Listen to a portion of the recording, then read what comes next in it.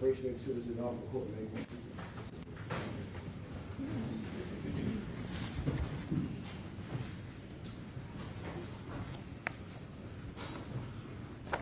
All right, anything before the jury's brought down? There was one thing, Your Honor, in regards to the exhibit that we discussed on yesterday. One thing about the charge? No, sir. Oh, okay. It was about the exhibit from yesterday that we went up there. When I looked at the exhibit list of, The one that was introduced? yes. 60 from the deposition? No, sir. It was in regards to the text that we discussed at the end of the day yesterday. That the state said we would have asked a whole lot of questions of your phone Yes. person. What about it? You had it, I didn't understand yesterday. I thought that you were entering it, or were you just accepting for offer of proof? Offer of proof Okay, marked that's all with I those. need to know. Okay, thank you.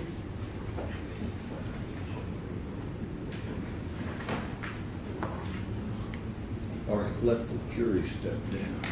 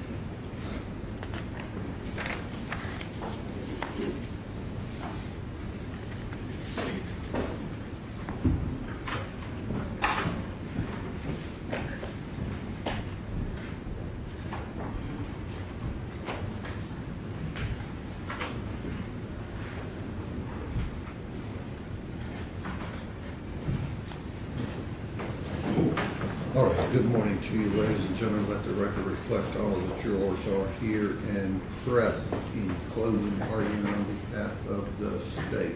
Yes, Your Honor.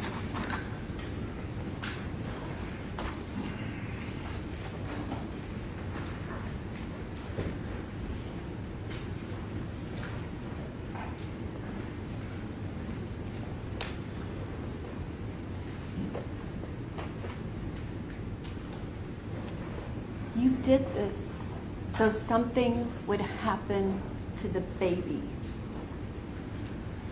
Jade Benning, she did not call 911. She did better than calling 911. Jade Benning called the one person who knew where she was, knew who she was with, would know that she was calling scared and for help. Now, Jade Jackson said as soon as she heard her best friend's voice, she knew she was scared and she needed help.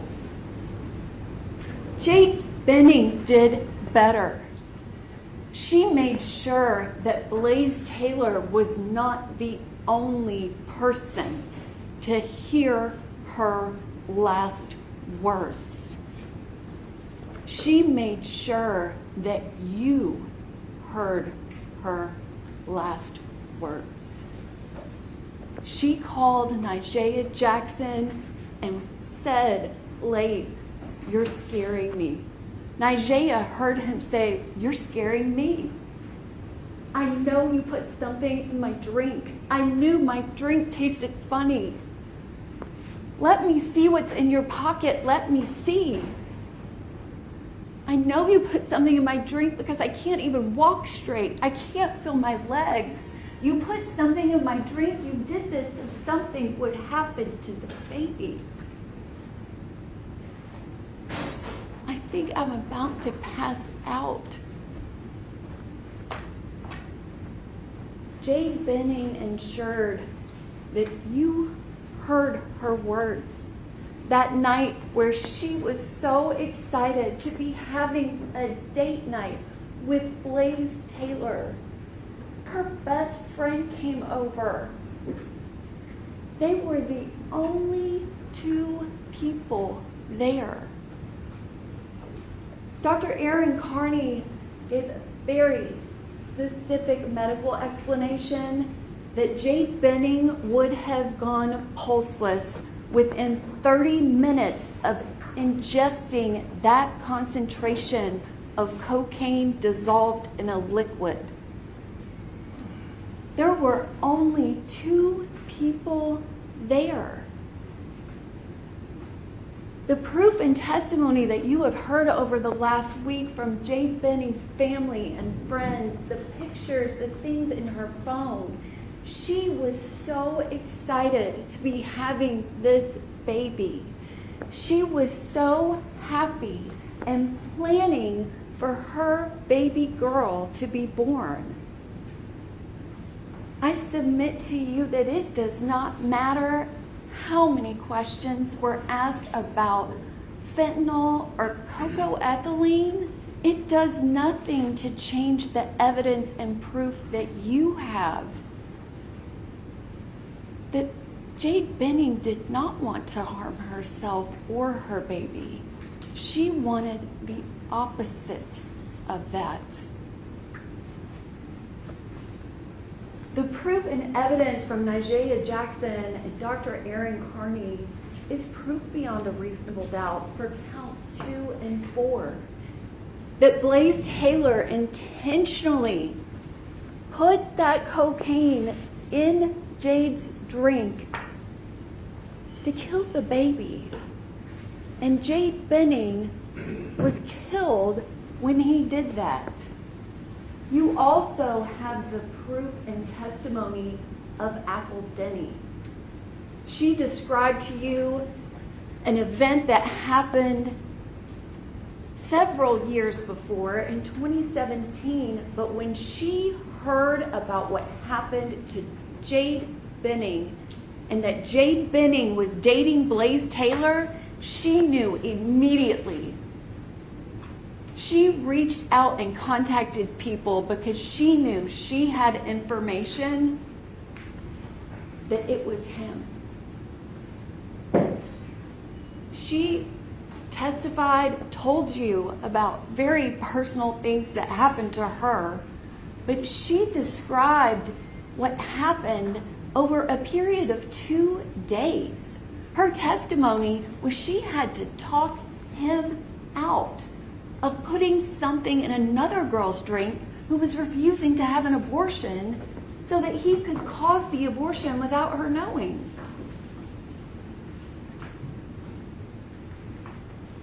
Blaise Taylor chose cocaine. He chose what to put in that drink. He chose a substance that you have heard from multiple witnesses is known to cause spontaneous abortions. Dr. Carney described that it is known to cause a placental abruption. And she also testified that that did not happen to Jade Benning. It did not happen because he killed her. I submit to you that there is proof and evidence that you have heard over the last week that proves beyond a reasonable doubt all 4 counts of the indictment, including the first-degree premeditated murder of Jade Benning. Blaise Taylor chose this. You saw when he got back in touch with Jade Benning, they had a conversation that explained what happened back in November of 2022. This is kind of a somewhat joking conversation, but Jade Benning said, "You gave me a crazy ultimatum." Apple Denny testified to that same ultimatum. You have Jade Benning's decision to the ultimatum he gave her. She chose her baby. She did not choose Blaise Taylor. She did not make the choice that Xavier Winford made back in 2017. She chose her baby. Apple Denny gave that same description of the ultimatum, and you have that there was no contact from November 6th to December 31st of 2022. Jade Benning was planning for her baby. Her life was going on. But you also heard from her family and friends that during that time, she was not posting anything about her pregnancy to social media. She had not posted anything to social media about her pregnancy on the day she was murdered. It was not publicized. When Blaise Taylor comes back into Jade Benning's life, this is the evidence that you heard was not he came back welcoming this opportunity with open arms. He tells her very specifically in these messages that your life is changing. This is going to be a thing for you. At no point does he say we, me, ours. This is going to change Jade's life. And he is not portraying it as a positive, telling her she shouldn't be so optimistic. And Jade Benning, just as her friends described her, always optimistic, still said, okay, but I'm going to be able to make this work. Blaise Taylor did not go to any of her pregnancy appointments with her OBGYN. Not one. She asked him very specifically, sending him the calendar event. And specifically saying, I really hope you can make it. I would love for you to be there when I found out the gender of our baby. If it's going to be a boy or a girl, I want you to be there. And he did not go. And even when they saw the shadow and she had to have follow-up testing and then another follow-up appointment, he didn't go to any of those. Jade's stepmom, Andrea, she went with her the day that she found out she was having a baby girl. And Jade was still so happy, even though he wasn't there. You also have proof about why Jade wasn't posting, about why everybody didn't know that it was his baby. He was the father. You have a message where Jade is saying, I talked to my mom and let it be known not to bring up you or my situation to anyone. She is defending him and his request that no one know that he's the father of the baby. He responds, but it's all good as long as we are on the same page moving forward. Everything is cool, but I appreciate it. The day before Jade Benning is murdered, the day before, the night before she is murdered, Jade Benning wanted to see Blaise Taylor that night, and he didn't. He is texting Xavier Winford, who he's had some kind of relationship with since 2017. He's texting her and saying, you should never doubt anything when it comes to us. And she says, I'm doing my best.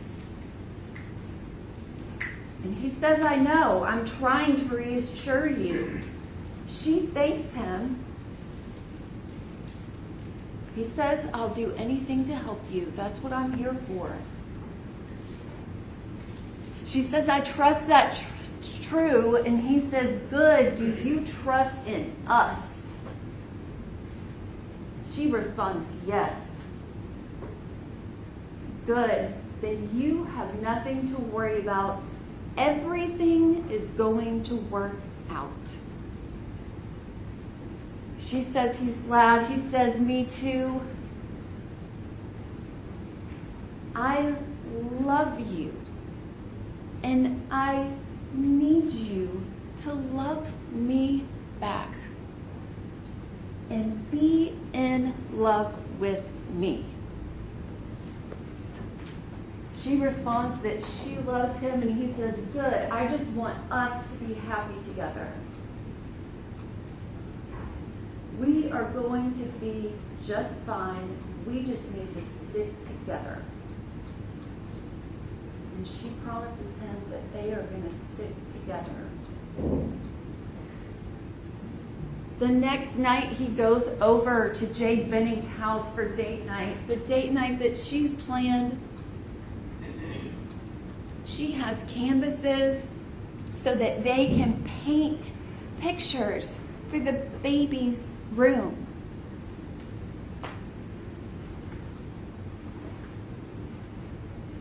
He goes over there to the date night with cocaine to put in her drink. He goes to the date night. The testimony that you heard from Nijaya Jackson and from Keontae Jones about them stopping by, that whole time that he's shuffling those Uno cards, he has the cocaine to put in her drink. He gets there at 7 p.m. They show up at 7:30 for 30 minutes talking about spades and having random conversation. And he has it.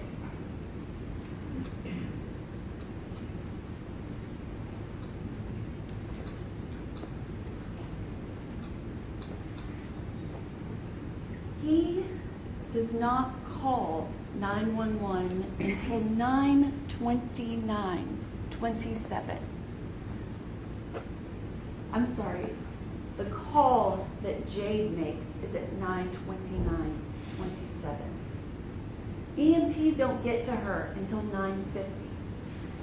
Dr. Carney's testimony is that Jade was given the cocaine that she ingested orally 30 minutes before. You have this photograph from 8/29 that shows the progress. She has not been given anything at that point. The next image that you have is at 9:10 p.m. It is somewhere between this point and the next image of their progress that she has to have been given the cocaine in her drink. –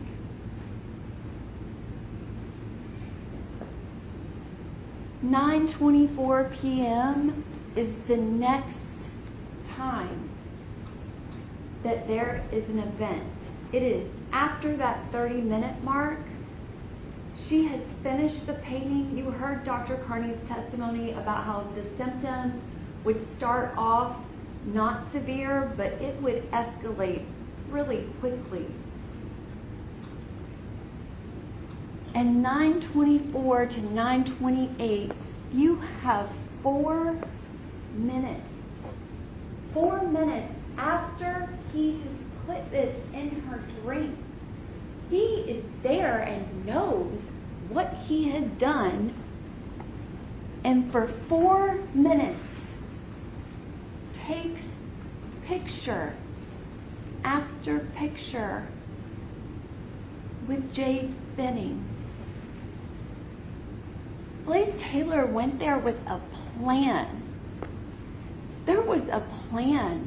He has already poisoned her. and he is taking pictures with her. Blaise Taylor did not plan for Jade Benning calling Nigella Jackson. That hadn't happened yet. The last event that happens is that deleted picture, and within 45 seconds, Jade is calling her best friend. What did you do? She is calling her best friend scared, and she is not talking to Nigella. She is talking to Blaise Taylor. 6 minutes and 9 seconds. He is there. Jade is telling him, I can't feel my legs. I can't walk straight. He is there, and he is not saying anything to her. Like, Jade, what is wrong? What's going on? Let me help you. Come on, sit down. What is happening? You seemed fine just a second ago. What can I get you? Do you want me to call someone? You didn't hear testimony of any of that from Nigella Jackson. You also heard Blaise Taylor tell Detective Smith that third interview. He was describing what happened that night, and he said that Jade was trying to lay down. He didn't tell him, so then I helped her. He says that Jade was talking to him. Talking to him. And then he says she wasn't saying stuff right. Maybe she was kind of talking to Nigella. Now, at this point, when he tells this to Detective Smith, Nigella Jackson has already told everybody exactly what she heard her best friend said. She's told the people at the hospital, the first officer, the second officer, the detective, family and friends. She's told Blaise Taylor to his face, like, you didn't tell them what she said. He stood there for 6 minutes and 9 seconds knowing that he put cocaine in her drink and she drank it. Well, she said these things to him of, I know you did this. Stood there for 6 minutes and 9 seconds and did nothing to help her. At some point, Blaise Taylor figured out that Jade called Nigella. He tells Detective Smith that he was there when she called her and that he spoke to Nigella on the phone. And Jade told Nigella she wanted her to come over. Nigella Jackson's testimony was unimpeached about what she heard her best friend said and about what happened that night. Blaise Taylor did call 911. He did. But he already knew that Nigella had been on that phone call. Because this is before Nigella has gotten back to the apartment. She hasn't told anyone she heard what he said. She hasn't called him. She doesn't call him until 9:47:11 when she calls back to Jade's phone. That's when she talks to him.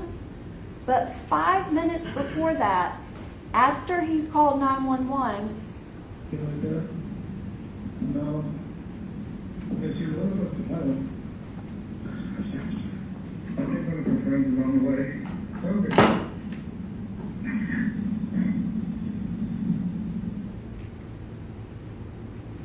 You like that? No. Yes, you will. No. I think one of our friends is on the way. Okay.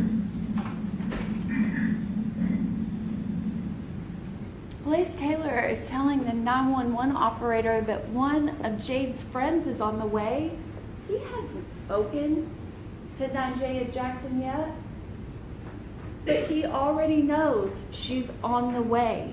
I submit to you that call to 911 by Blaise Taylor is because Jade messed up the plan. He knew Nigella was coming. That's why he called. And even then, after 6 minutes and 9 seconds of Jade Benning's last words on earth, he doesn't even call her immediately. He doesn't call 911 immediately to get her help. He waits 2 minutes and 37 seconds, and then he calls his dad,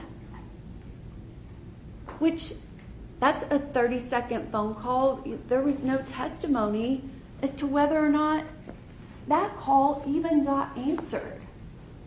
It's 3 minutes and 28 seconds after that call with Nigella ends before he calls 911.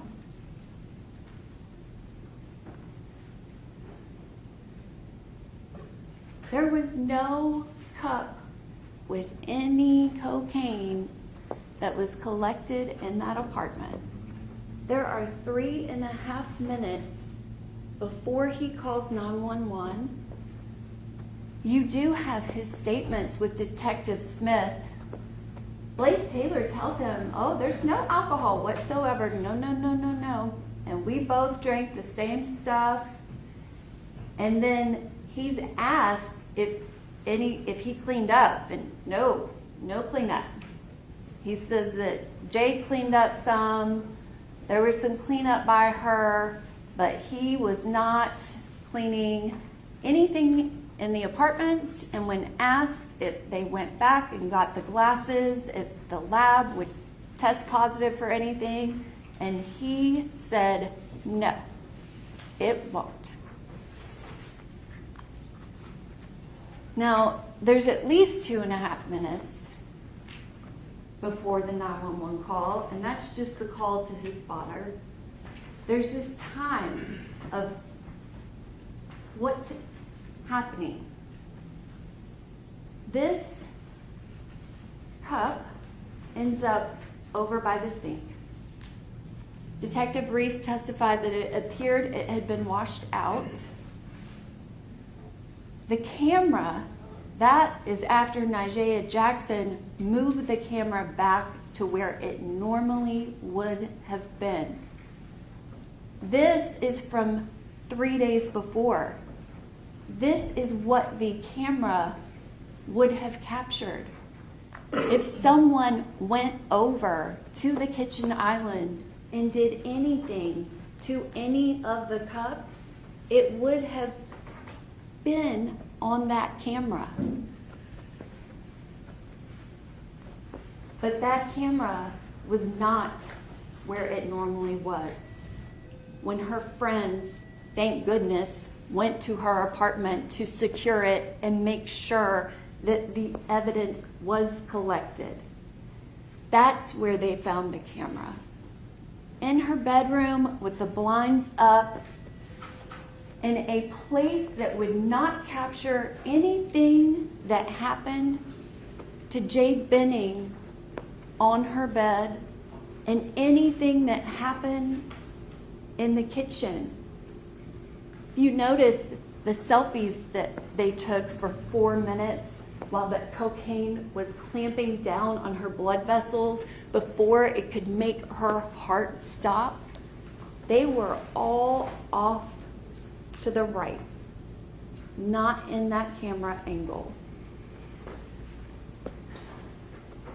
The 911 call that happens 3.5 minutes after the call to Nigella ends, listen to the call and where he is.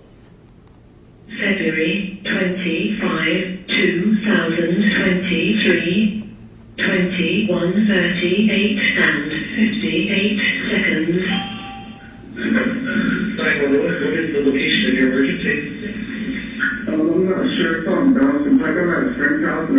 have an allergic reaction. So, what's the address of all those concerns? So we can find her. I don't know. So it's an apartment complex. Is there a nail with her? With the address? I'm looking around. I don't know. It's just give me a second. I'm looking around. I don't know what's going on. I think she just give me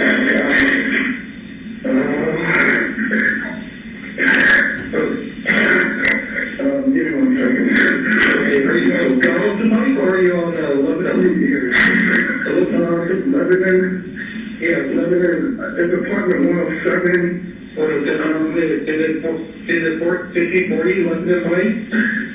I don't know. It's not Burger King. I do know that. I'm going to a apartment building to get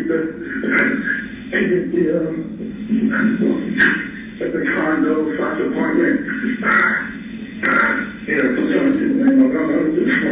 okay, is there a bathroom on the corner there, sir?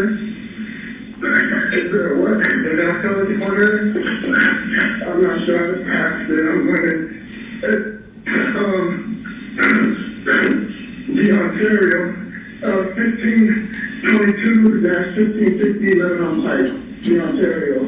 1522? Yes. The Ontario 1522-1550 Lebanon Pike.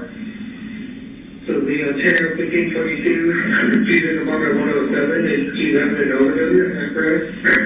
I don't know, I think she's having a allergic reaction. We were eating cookies and pain, and she said she wasn't feeling it, and we went back to the room to check on her.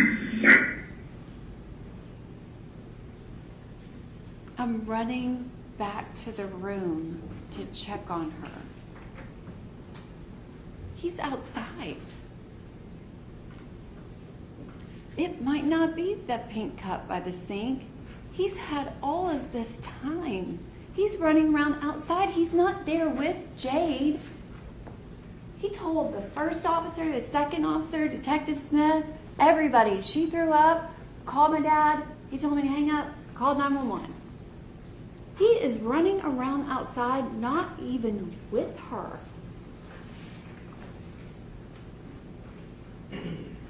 No, and what's the case you disconnected while you're getting up there? What's the callback number in case you disconnected? This number right here. Is it 8 number 573 573? Yes. Okay, now what is it? 23, 24. Okay, is she awake right now? Yes. Okay. And you think she's having an allergic reaction to food? I don't know. We got cookies and pasta. I don't know what she's done. If she's done anything today or anything, but everything was fine. And then I don't know what's happened. So we got 600 pounds and she's shaking. So you think possibly a reaction to not knowing food? Is that correct? I think so. I don't know. Okay. I don't think she's allergic to anything. I don't know. Okay. She is or not. It could be an allergic reaction. So are you next door? Is that next door? Yes, sir? Yeah. Okay. Does she appear to be breathing normally? Yeah. Okay. Does she have any difficulty swallowing? I don't know. I'm not a doctor. Okay. Is she more? It sounds like she's snoring. Dr. Carney explained that that's agonal breathing, that she is very close to full cardiac arrest. Mr. Taylor describes her as being breathing and conscious the entire 911 call. I submit to you it's unclear if he is giving any information as it happens or if he's just describing what's already happened. He calls 911 knowing that Nijaya Jackson is on her way and she is going to find Jade Benning pulseless. He calls knowing what he gave her. When they found her, she is face down on her bed, her mouth on the comforter with pink vomit that tests positive for cocaine. I submit to you, it doesn't matter what was in the drink. It doesn't matter if there was something else mixed in with it. That doesn't matter. The proof and evidence in this case is that Blaise Taylor put whatever it was in Jade Benning's drink. He did it and then stayed for 30 minutes. He did it thinking he would be the only one that would hear her words. He did it thinking you would never hear her words. Jade Benning said, "You put something in my drink. You did this so something would happen to the baby." Blaise Taylor is guilty of the first-degree murder of Jade Benning. He is guilty for the first-degree murder of her unborn baby girl. The proof and evidence in this case proves that beyond a reasonable doubt. He is guilty of both counts of felony murder because he chose to give her cocaine, he chose to put it in her drink, and he chose to kill both her and her unborn baby girl. And we will ask that you return a verdict of guilty on all 4 counts of the indictment.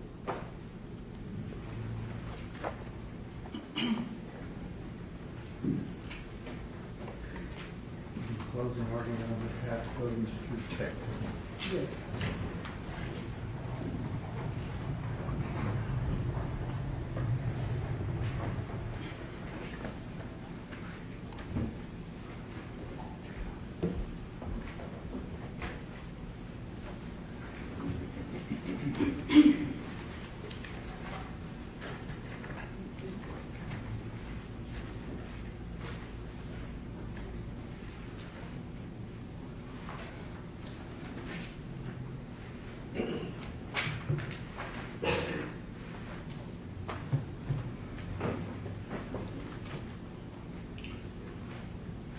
Good morning.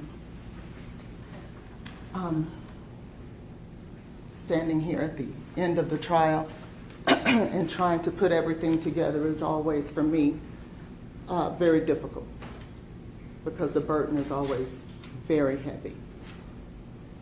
And your jobs are never, it's just never easy. Never easy. But we're here. And one of the things that I want to talk to you about is the words that you guys gave us. Not just me, but the state as well. Not just Mr. Taylor, but Jade's family as well. No matter what happens as a result of this, it is still a tragedy. It is still a very awful incident that occurred. And there is only one question that we have to answer. Is whether or not Blaise Taylor, in your minds and in your opinions, is guilty beyond a reasonable doubt. There is only one question or one thing that we will ask of you, that I will ask of you, that Blaise will ask of you, that his family will ask of you. And that is to keep your word. Keep the word that each one of you gave us. And that is that you could follow the law. You cannot, we cannot build a justice system based on emotion. based on sympathy, based on just the mere fact that a tragedy occurred. Every time a loved one leaves this earth, it is sad and it is a tragedy. But that in and of itself cannot drive our justice system. What we cannot do is say, because someone lost their life, that we don't have to follow the law, that we don't have to hold the state to its burden, because otherwise this system collapses. We could talk about the pain that a mother feels when she loses a child. We can talk about a beautiful young lady and her daughter who is no longer with us. And if you're not human, you won't hurt. But if you are human, you will hurt. But that should not play into your decision making. In order for this thing that we call the Constitution to work, you have to set that aside. And that's the word that you gave us. That's the oath you swore to take. There is a burden here. And I bring it up because that's why we're here. I'm not bringing this up as a facade. I'm not doing that. I'm just reminding you what the law is. I'm just reminding you what governs this trial. Every defendant has a Sixth Amendment right to a fair and impartial trial. Every citizen charged with a crime should get a fair and impartial jury trial. And at the end of the day, when those jurors make a decision as to whether or not he is innocent and or guilty, they must use their burden of proof. And they must hold the state to it. What you can't do is say, well, then what happened to her? If he didn't do it, then what happened to her? Well, I don't know. Well, I don't either. Well, then he must be guilty. Because he didn't prove to us that it wasn't him. But remember, we don't have to do that. That's not the burden. They must prove to you what happened to Miss Benning. They must prove to you beyond a reasonable doubt what happened that night. Not us, not the defense. So then you ask yourself, well, what happened? If he didn't do it, what happened? You're going to say that a million times because that's just a natural reaction to what we're dealing with. But remember, as you are going along that journey, deliberating back there, going through the evidence, remember, they must prove it to you. You cannot ever place that burden on Blaise. You cannot. The minute you do that, that Sixth Amendment right to a fair trial collapses. And once that collapses, the system collapses. And once the system collapses, you have people wrongfully convicted and sitting in jail for a very long time, trying to prove their innocence. And that's not the way it was designed to work. That is not the way our forefathers meant for it to work. So with that being said, let's talk about it.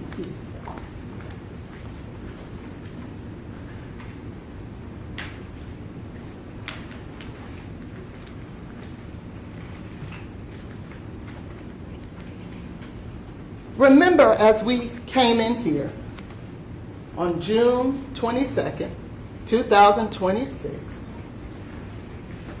we dealt with an official finding of undetermined, the manner of death in this case, by the state's own medical examiner. She had the option to choose homicide.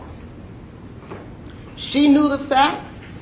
You heard from Dr. Carney way before you did. And she couldn't figure out what the manner of death was. She landed on undetermined, and she's still on undetermined. Now you're tasked with whether or not you can take it over the hump and move it to murder beyond a reasonable doubt.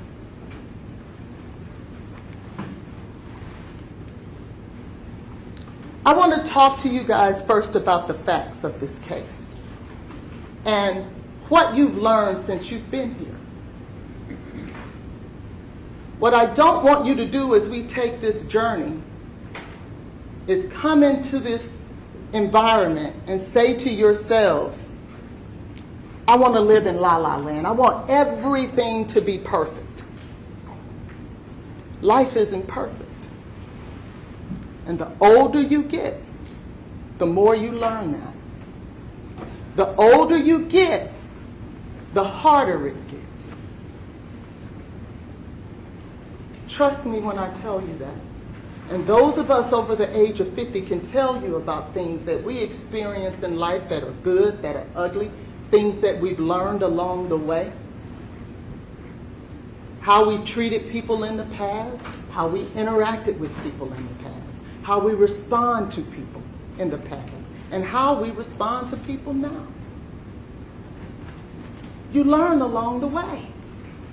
But what life isn't is a perfect cookie cutter La La Land. That's not life. So let's talk about Blaise and Jade. They met on Hinge. They dated for a little while in terms of, I shouldn't say date, they interacted for a little while, but never really met up. And remember, these are young people. They had casual relationships, not just with each other, but with other people too. And it wasn't just Blaise that dated other people. They both dated other people. They were adults. They were consenting. Nobody did anything wrong because everybody agreed that you can date someone else and you could date someone else. We may not want to live our lives that way, but that's the way they chose to live their life. So when you hear the facts about Blaise texting someone else, that was nothing against Jade because she was okay with it. So don't let the state make you think that because he was dating someone else and he texted that other person, that was something nefarious or wrong. It wasn't. He didn't have to hide that. She knew that. Najee told you that. She said it to the police officers. She said they weren't dating like that. They weren't exclusive. So no matter how many times the state tells you that Blaise was texting another woman, there's nothing nefarious about that. And that has nothing to do with whether or not he committed murder. So don't go down that road trap. Stay focused on what you're here to do.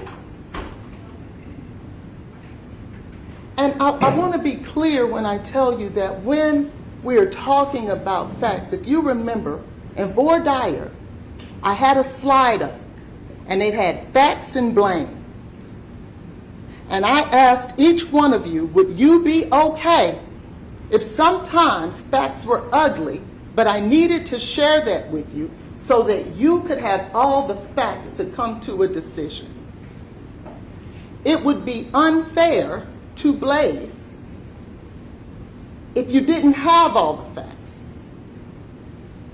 So don't think that those facts that we're putting before you are there to put blame or shame on anybody, because it's not. But it would be unfair for you not to have all the facts so that you can come to a conclusion, one that makes sense based on the evidence in this case. Because that's how you get to a solid verdict, is because of evidence, not of sympathy, and not of being angry because I want to give you facts. That's all I want to do. So when they're dating in this casual relationship, they knew each other for less than 90 days. That's a fact. They met up in August, and before the end of the month, they were having sex. That's a fact. And they were having sex without a condom. That is a fact. And we know that because otherwise she wouldn't have been pregnant and thought it was Blaise's. So when she finds out that she's pregnant, she and her best friend are trying to make a decision about who the father was. Because at that time, she wasn't sure. And we talked about that with Nashville. And to me, I think that that is a crucial fact for you to consider. Because if she wasn't sure Blaise was the father of the baby, neither was he. So you would then have to believe that he would kill her and that child, not even knowing if it's his or not. That's a fact. And so she tells him she's pregnant. And he's not happy about it. She is. And that's great. There's nothing wrong with that. But Blaise, on the other hand, with only knowing her for 90 days, maybe he's not happy about that. I guarantee you he is not the first human being that in his 20s had a unexpected pregnancy pop up and he's not happy. I guarantee you he is not the only human being who's ever felt that way. And they want you to believe that that's just a horrible fact that would give him motive to kill her and the baby. Most folks in their 20 years, who is in their 20s, who get someone pregnant that they don't know within 90 days, I'm willing to bet at least 50-50, are not happy. That's real life stuff. That's not a nefarious fact. That's just real life stuff. And that's what I'm going to talk to you today about, is real life stuff. Because if you remember, you heard from Nigeria, they were talking about possibly going to Indiana for an abortion.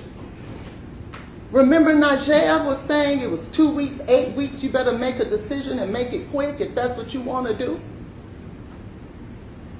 And she said, yeah, I do. I need to make that decision.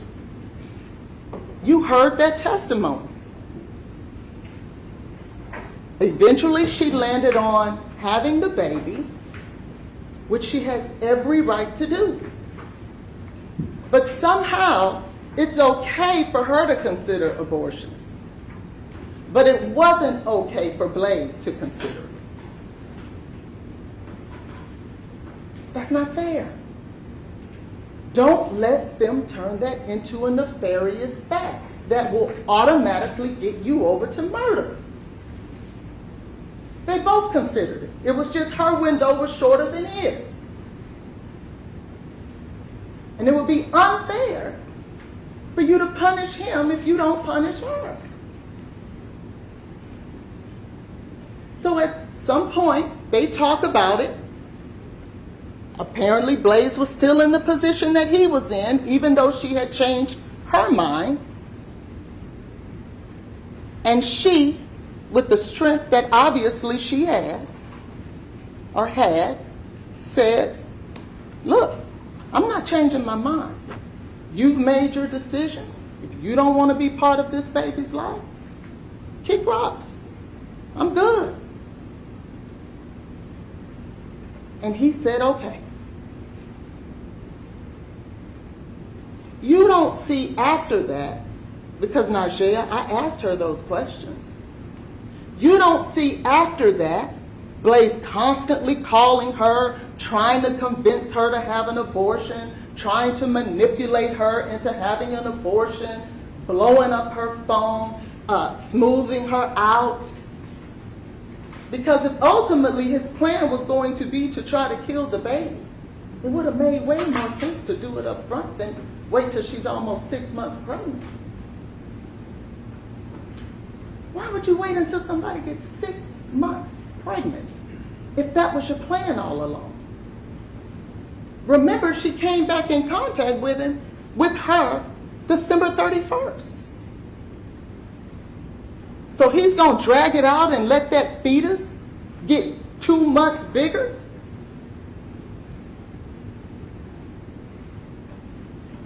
That don't make sense. He could have done that a whole lot sooner. That would have made sense. That would have been easier. A miscarriage within the first 90 days, that makes sense. Some people don't even tell people they're pregnant for the first 90 days until they're sure that they get past that first trimester. But he'll wait until she's 6 months? So she makes a decision. She says, you go your way, I'll go mine. And he honors that. He honors her wishes. Now, if he was cooking up and stirring up this evil plan, why wouldn't he start the manipulation right off? Najee told you that she liked him. She wanted to be with him. So it would have been easy for him to do that.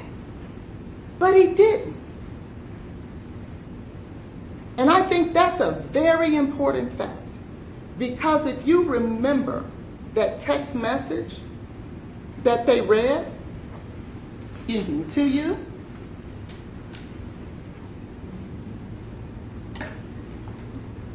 I want to remind you of that text message.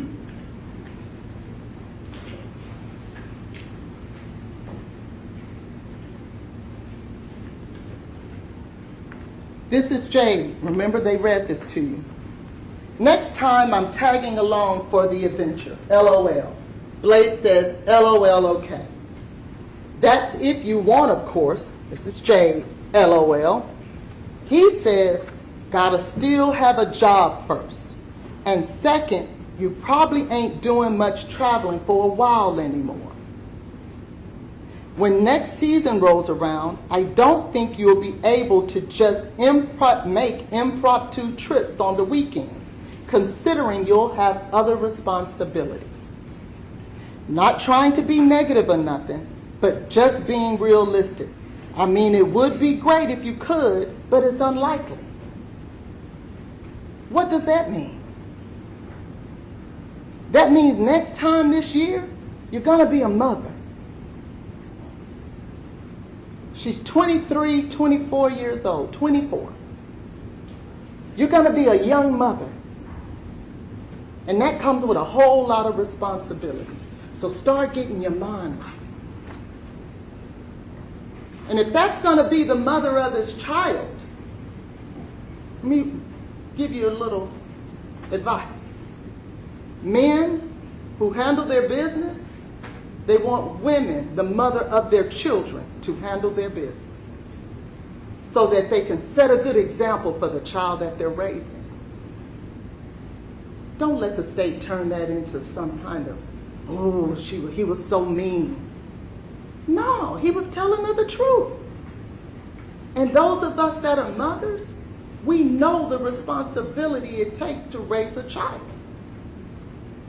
There are often times you miss trips because you got to stay home with your child.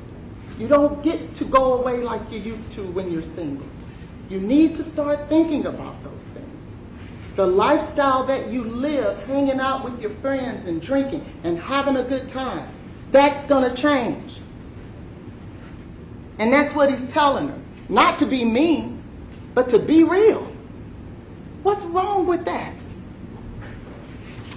Then he goes on to say, or she says, LOL, okay, didn't mean to make it all serious, but yes, responsibilities will be different, but living life will still be happening as well, just living differently. And I understand the realistic thinking of it as well. It's part of the big change, she says. And he says, yeah, especially for you. I remember getting pregnant. And my mother said something I'll never forget. It goes a long way. She said, honey, that's going to be your baby. Because it's nothing like a mother with their child. Daddies love their children, yes they do. But they don't love them the way the mother does. That mother gets up every morning. That mother got to comb hair.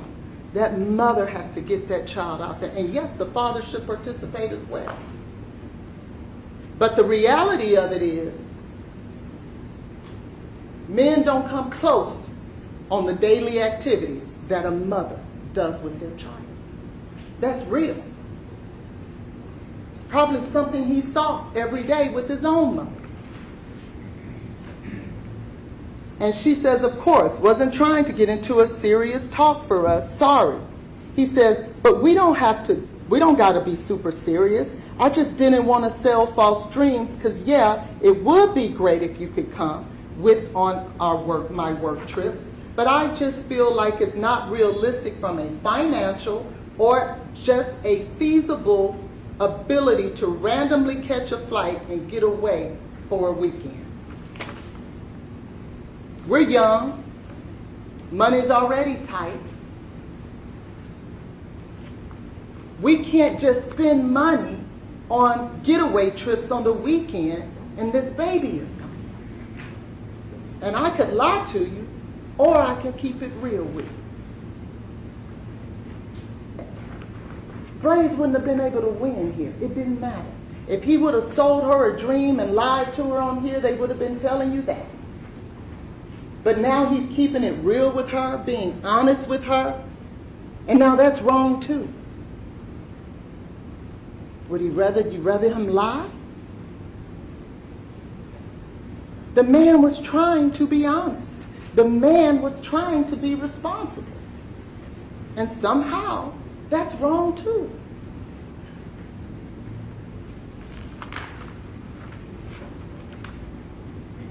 It's no big deal. I know you wasn't meaning it that way, but I just didn't want to be like, oh yeah, I'll bring you on the next one, next year knowing that it's probably a lie. She says, totally understand, babes. It's not like it can never happen because I'm having a baby, but realistic, it wouldn't be able to on the fly. Planning out things will always be an option. Life doesn't just stop because of it though. Laugh out loud. We're still going to have one, just living different. He says, I hear you, but you can't minimize how much things are going to change for you. You've got to be realistic that things are about to be hella different for you and will change drastically. Your day-to-day life is not going to be the same. Yeah, life goes on, but it's forever altered and changed in a drastic way. I'm not saying it's over or anything, but it worries me sometimes when you downplay it and act like it's no big deal. And I know you always want to be super optimistic and stuff, but I feel like you need to be honest with yourself about the situation and know what's down the road for you. Now let's back up with that. He says, it worries me sometimes when you downplay it. That means there's something that has gone on in the past that has caused him, with the woman who is potentially going to be the mother of his child, to start having serious conversations with her.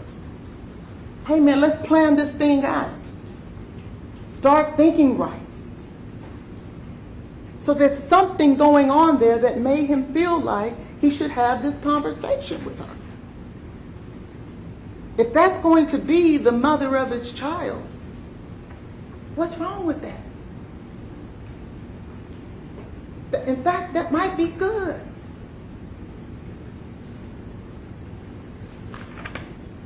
And then he says, I just want to make sure you understand the gravity of the situation and you're preparing for those realities. That's all. She says, I'm not trying to minimize things, and sometimes I can be super optimistic. She's admitting to it about things which can be scary. But I do sit and process that there will be drastic life changes and prepare myself for the tough realities as much as I can that are to come. I'm not just trying to make it seem like everything is going to be all peaches and cream. I am hearing and understanding everything you are saying. He liked it. And then he says, hey, what time are you going to work?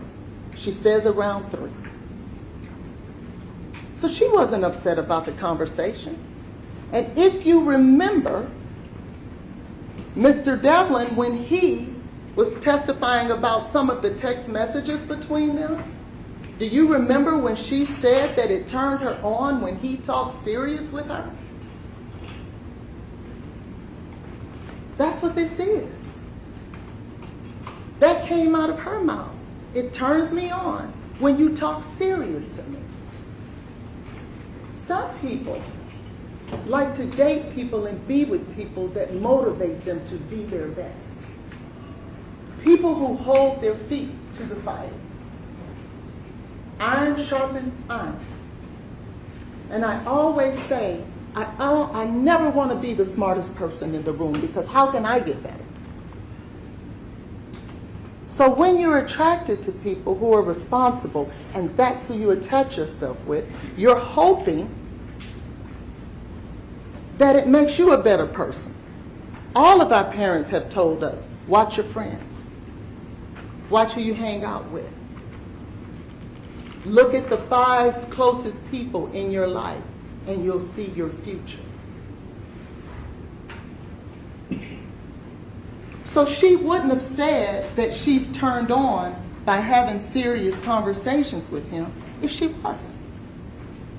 And so that was the nature of that conversation. Now, there was so much talk about how Blaise just totally disregarded the baby, totally disregarded her pregnancy, as if he was just pushing her off to the side, waiting for the perfect moment to kill her and the child. Because if you notice the tone of that text message conversation, it was talking about the future. Why talk about the future if your plan is to kill her anyway? You wouldn't even have to have those conversations. You could just continue to make her feel peachy and creamy. You don't make plans and you don't try to help the person become more realistic about what it takes to be a mother if it's not your intention for her to be a mother. That doesn't even make sense. So I wanted to show you a few things, because we didn't get to show you everything in the phone, because if you remember when I asked Mr. Devlin, was there a whole lot more in there? He says, yes, we only provided a sample. So some of those text messages were, Blaise told me last night he signed up for monthly subscriptions of diapers from this company, Kudos, LOL. Why would he do that if it was his intention to kill the child? Didn't you ever state at occasion you knew that he and Miss Benning talked about naming the baby Jim? Do you remember when I asked Nigella Jackson that? And she says, yes. I said, well, that would be involved with the baby, wouldn't it? She says, yeah. Because remember, her name is Jade, his name is Blaise, and so they were going to name the baby Jim. That's being involved. It may not have been to the level that she would have wanted it. And I guarantee you yet again, if we're talking about real life, there's a whole lot of women out there who would love for their significant others to be a little bit more involved with the child. I certainly know that I would. Here, does Blaise rub your belly? LOL. Sometimes. If he's planning names, buying diaper subscriptions, and rubbing her belly, then what we're really talking about is that he wasn't doing it on the level that maybe she wanted it. It wasn't that he wasn't doing it at all.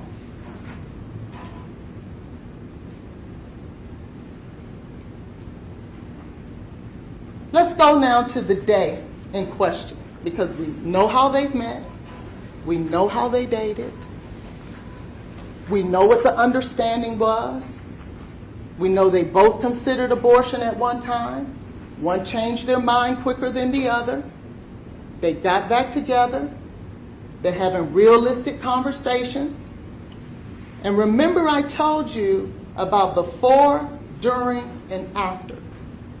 Because no one saw Blaise put cocaine in Jade's drink. Nobody saw that. That's undisputed. Nobody saw Blaise give her alcohol. And we're going to talk about that a little later. Nobody saw that. So what that means is this is a circumstantial case.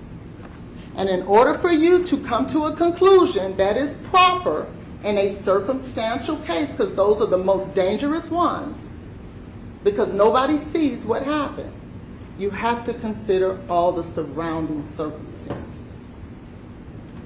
Most of the time, the crime is in the cleanup, and I'm sure you've heard that before. So you have your before bucket, your during bucket, and your after. What we do know, and like I said, I'm not doing this to shame anyone, because if I was, I would have a ton of text messages up there about drugs and all kinds of stuff, but I'm not doing that. The only reason I'm sharing this information with you is so that you can have the facts as they really are. So when we talk about before, there was only one person involved with drugs, and it wasn't Blaise. You didn't hear any evidence of Blaise purchasing cocaine, smoking weed, doing mushrooms, getting drunk, drinking alcohol. In fact, it was the exact opposite. The evidence you heard is that Blaise does not drink and does not do drugs. However, what you did hear is that Jade does drink to the point that she gets drunk, and she does drugs. So that's before. Remember, this is circumstantial, so you consider all the facts surrounding it. Jade invites Blaise over. This is important because Blaise didn't know that Jade was going to invite him over that day. He had just seen her the day before. Remember, they had gone to the Waffle House. So there were 2 days before that he was with her, that he could have pulled off the elaborate plan, but he didn't. And so spontaneously, she invites him over again. This is the 3rd day in a row now. And so you see here, also, will you be free around 7 o'clock? Yeah, I fell asleep watching Outer Banks, then woke up to gun firing on the show. But yeah, I should be. LMAO, woke up confused, ASF. Okay, I'll have plans for us. You can come dressed, comfy to my house. Okay, sounds good. Sweet, I am getting off now, she says. And that is at 3:50. And he says, how was work? So now this spontaneous plan is 3:50. He has 3 hours to cook up the elaborate plan to kill her. Because remember, he didn't know she was going to ask him to come over that day. So he comes over. When he comes over, it's 7 o'clock, he's there, and then Nigea and Keontae shows up. He didn't know that, right? Now, if all the while it was his plan to kill her that night, you would think that once Keontae and Nigea showed up, if he had any kind of sense, he'll abort the plan. But no, he's brazen. Even though her best friend came over, saw him in the apartment alone with her, almost 6 months pregnant, 25 weeks, I believe the autopsy said. He decides, I'm going to go ahead with the plan and kill her anyway. I know they saw me in here. Doesn't matter. I'm going to do it anyway. And so they eat. Nigea and Keontae, they come, they talk, they interact. He invites them to stay. He invites them to stay. Why would you invite them to stay if it's your plan to kill her? So you can have witnesses? No. So they stay, they talk, he's shuffling Uno cards because the murderer who doesn't drink or do drugs plays Uno and then kills pregnant women on his downtime. And then they leave, and then they talk and they dance. They take selfies, and then the call comes. It's 9:29. The first call from Nigea. And the reason I wanted to lay this out this way was because there's been so much talk about this elaborate cleanup that he must have done. And I wanted you to see that there was no time for that.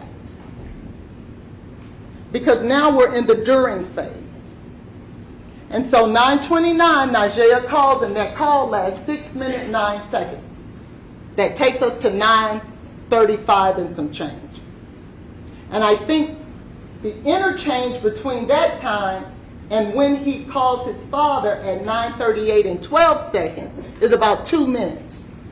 Now, mind you, Jade is having a medical emergency. All kind of things are going on. She's foaming at the mouth. She's shaking. She sounds like she's snoring. They tell him to get a towel, go wipe her mouth, put her on her side. He's trying to tend to her. But he's being punished for that. And if he wouldn't have tended to her, he would have been punished for that. But even still, as he is calling, or in the call at 9:29, when Nigea says that she's saying, you put something in my drink. What did you put in my drink?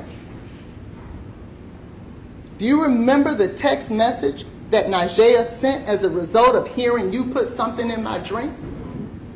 Are you talking to me? I want everybody to think about your best friend. And your best friend calls you on the phone. I want you to envision that. And you pick up the phone and you say hello. And they tell you, on the other phone you hear, you're stabbing me. You're shooting me. You're killing me. are you going to say, are you talking to me? You know they're not talking to you. You're going to say, what's wrong? What's going on over there? Do I need to come get you? Do I need to call 911? That's a natural response. But instead, you send a text saying, are you talking to me? Remember, nobody else heard exactly what was going on that phone call. Nobody but Najee. So let's look at the facts surrounding that. As much as she says that this was the worst thing she's ever heard, her friend was in so much danger, so much distress. It was horrible. It was scary. She knew, because she just left there, she knew that he was in that apartment. She was in that apartment alone with the man who was trying to kill her, according to her.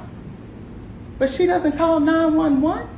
Instead, she calls Keontae, who only met Jade twice. And apparently he gets on the phone.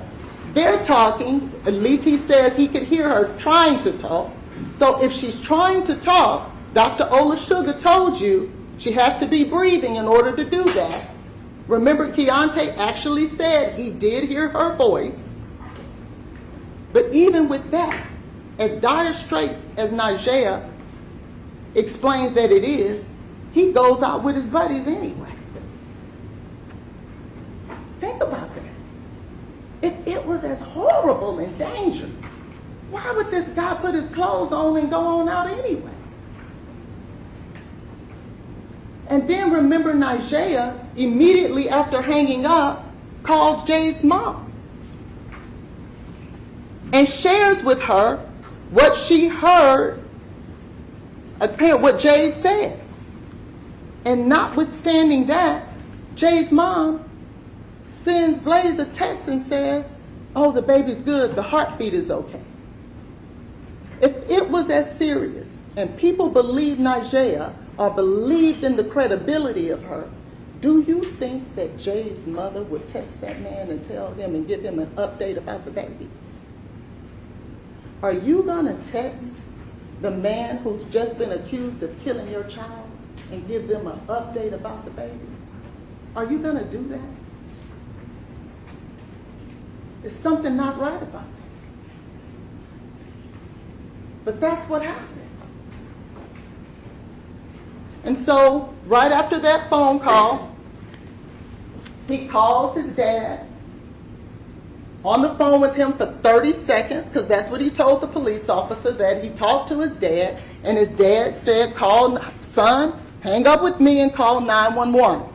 What are you doing on the phone with me?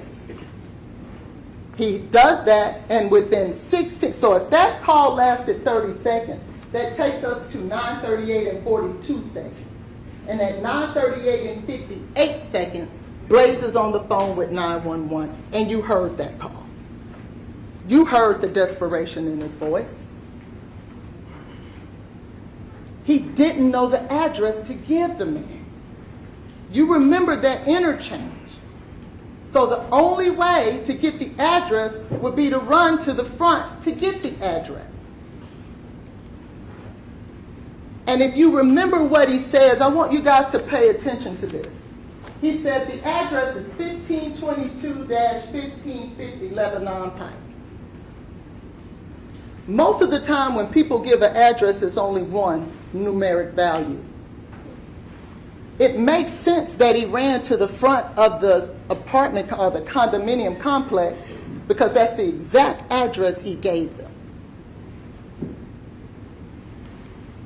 So then, after that, I went the wrong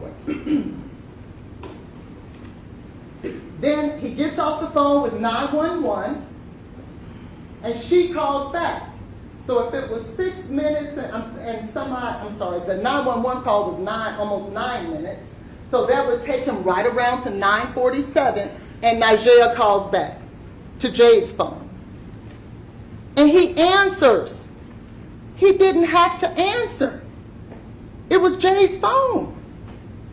He could have said, I was dealing with an emergency. But he picked up the phone and gave her an update, doing the responsible thing. Then after that call lasted about 2 minutes, she says. That takes us to around 9:49. EMS arrives at 9:48. And if you look at that slip from the EMS, because you'll have the right to look at the evidence, it's going to show you that EMS arrived about 9:48. And you heard him say, I can hear the sirens. I think I can hear the sirens. And then he goes out and runs to get them. Remember, on the call, the man says, put her on her side. So he did that. Then if you remember, as much as she didn't want to, she told you that Blaise ran out to meet them, at least at the door. So perhaps she rolled over while he was gone. We don't know. But nobody's calling 911 and doing all those things to help, only to put her on the side and try to kill her. So by now, EMS is there, so the time for cleanup is gone. Where was all this time for him to clean up? It's not there, because remember, those selfies was less than 60 seconds before the emergency call. The time just isn't there. So that's during. So when we think about during, there was only one person who called 911. Only one. As sick and as dangerous as it was described to be, only one person called 911. Frantic, running to get the address, doing everything that he could do. That's during. Now let's talk about after the investigation. Listen. What's unfair is 3 years later, Blaise is now held responsible to try to prove himself innocent, when one, that's not the law, and two, a lot of the evidence is gone. That's unfair. How can I prove my innocence when Detective Reese said he let the video surveillance camera get erased? How does the lead detective not get that surveillance camera that would have showed Blaise coming and going, Najee and Keontae coming and going? If he really ran to the sign, we would have seen that. If he came there with something in his hand, alcohol and or cocaine, perhaps we would have seen that on the video. If somebody else showed up there that day, perhaps we would have seen that. But they allowed it to get destroyed. Blaise didn't know that. Remember, he didn't get arrested for a year later. If he knew the burden was going to be shifted from what the law was, then maybe he would have done the investigation himself. But he was trusting the police to do the investigation, because that's their job. And we know that she met with the drug dealer that day, albeit it was for Mario or whoever it was for. If this is a drug overdose, I really want y'all to think about this. If this is a drug overdose, why wouldn't the police officer go talk to the drug dealer? If it was a financial crime, you chase the money. How in the world, in a drug crime, you don't bother to speak with the dude who sold her drugs that day, whoever it was for, whether she met up with him or not? That's not for us to have to figure out. But he didn't. So now you don't talk to key witnesses. And there were other drug dealers in her phone too. They didn't call any of them. You let the surveillance video get destroyed that possibly could have exonerated him.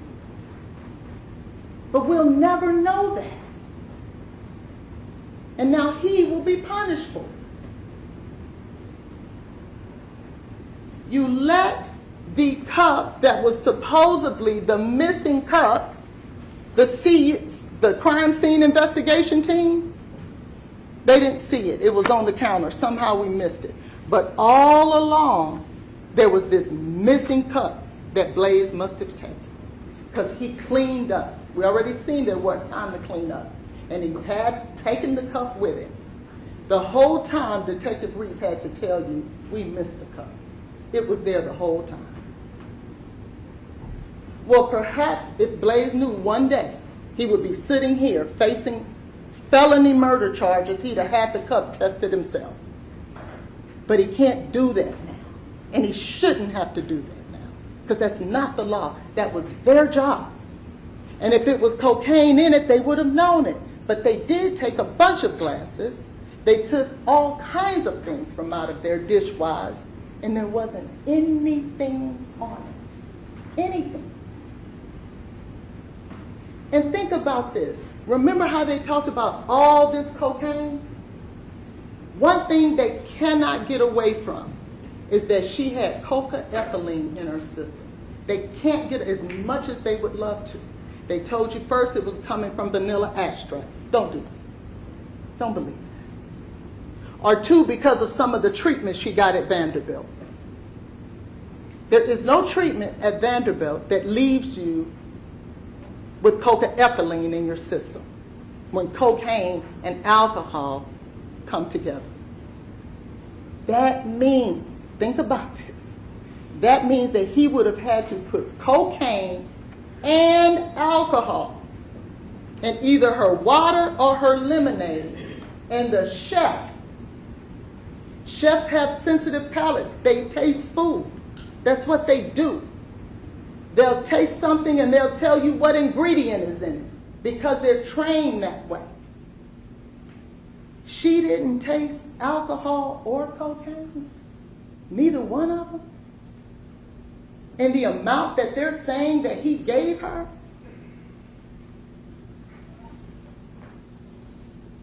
does that make sense? How do you do that? How do you put that much cocaine in somebody's drink and alcohol, and they come out saying it tastes funny? It's going to taste a whole lot worse than just funny. You're not going to keep drinking it. And according to the state, it was so much that it caused this overdose. So she kept drinking cocaine and alcohol, the chef, and never, ever noticed it?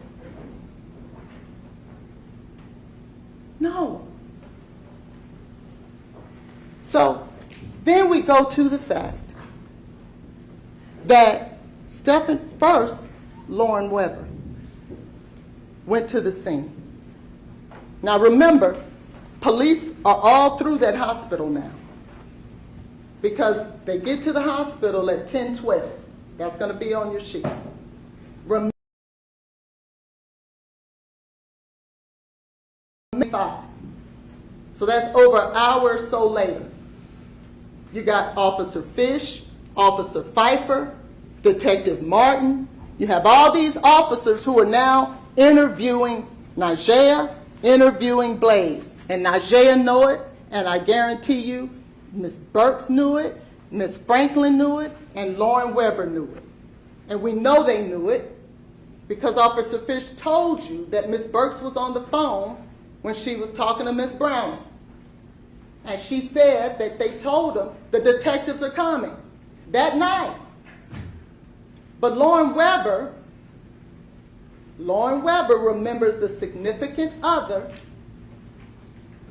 of Mario, the one who asked her to go get drugs that day.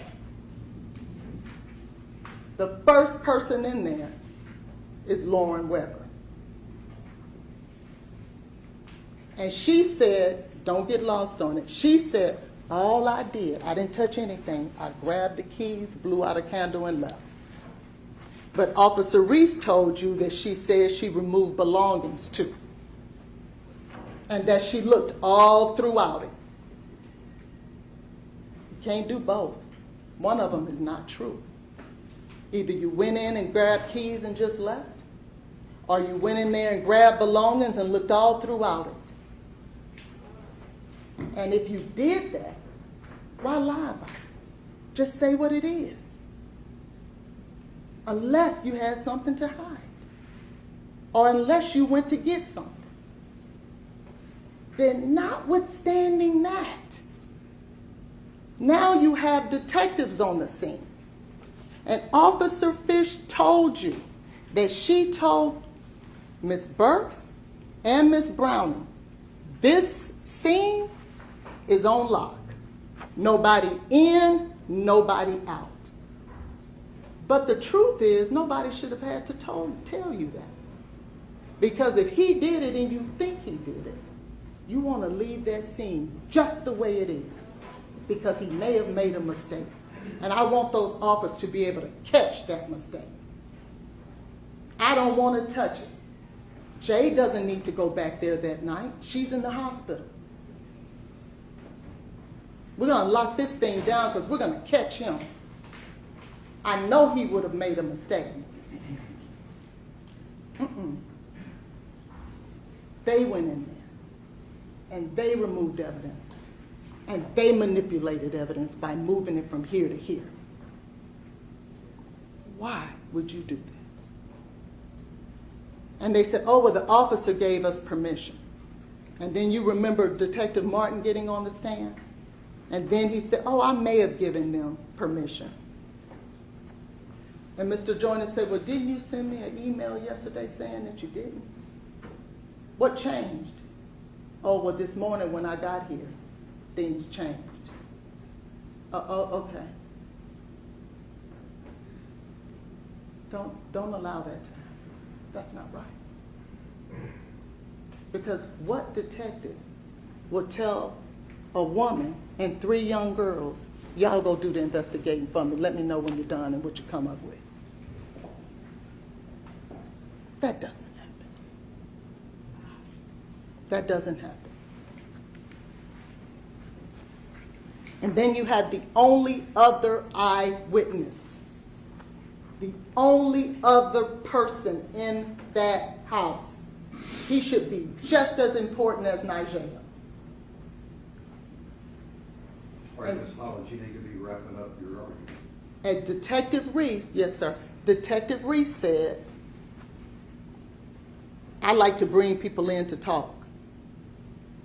But I didn't bother to have Keontae came down. I just called him on the phone. And Keontae wouldn't tell you the truth about his theft conviction. And he told you, because he didn't talk to anybody there that night, even though he went there. Why not? He said they didn't have security. There it is right there. Why didn't he talk? I don't have a lot of time left, so I'm going to go through it quickly. You don't have any time left. May I have 5 minutes? Yes, sir. You got 1 minute. I've given you the investigation. That's the towel he took. I got 60 seconds. I'm going to do my best. That's the towel he took. That's where he got it from.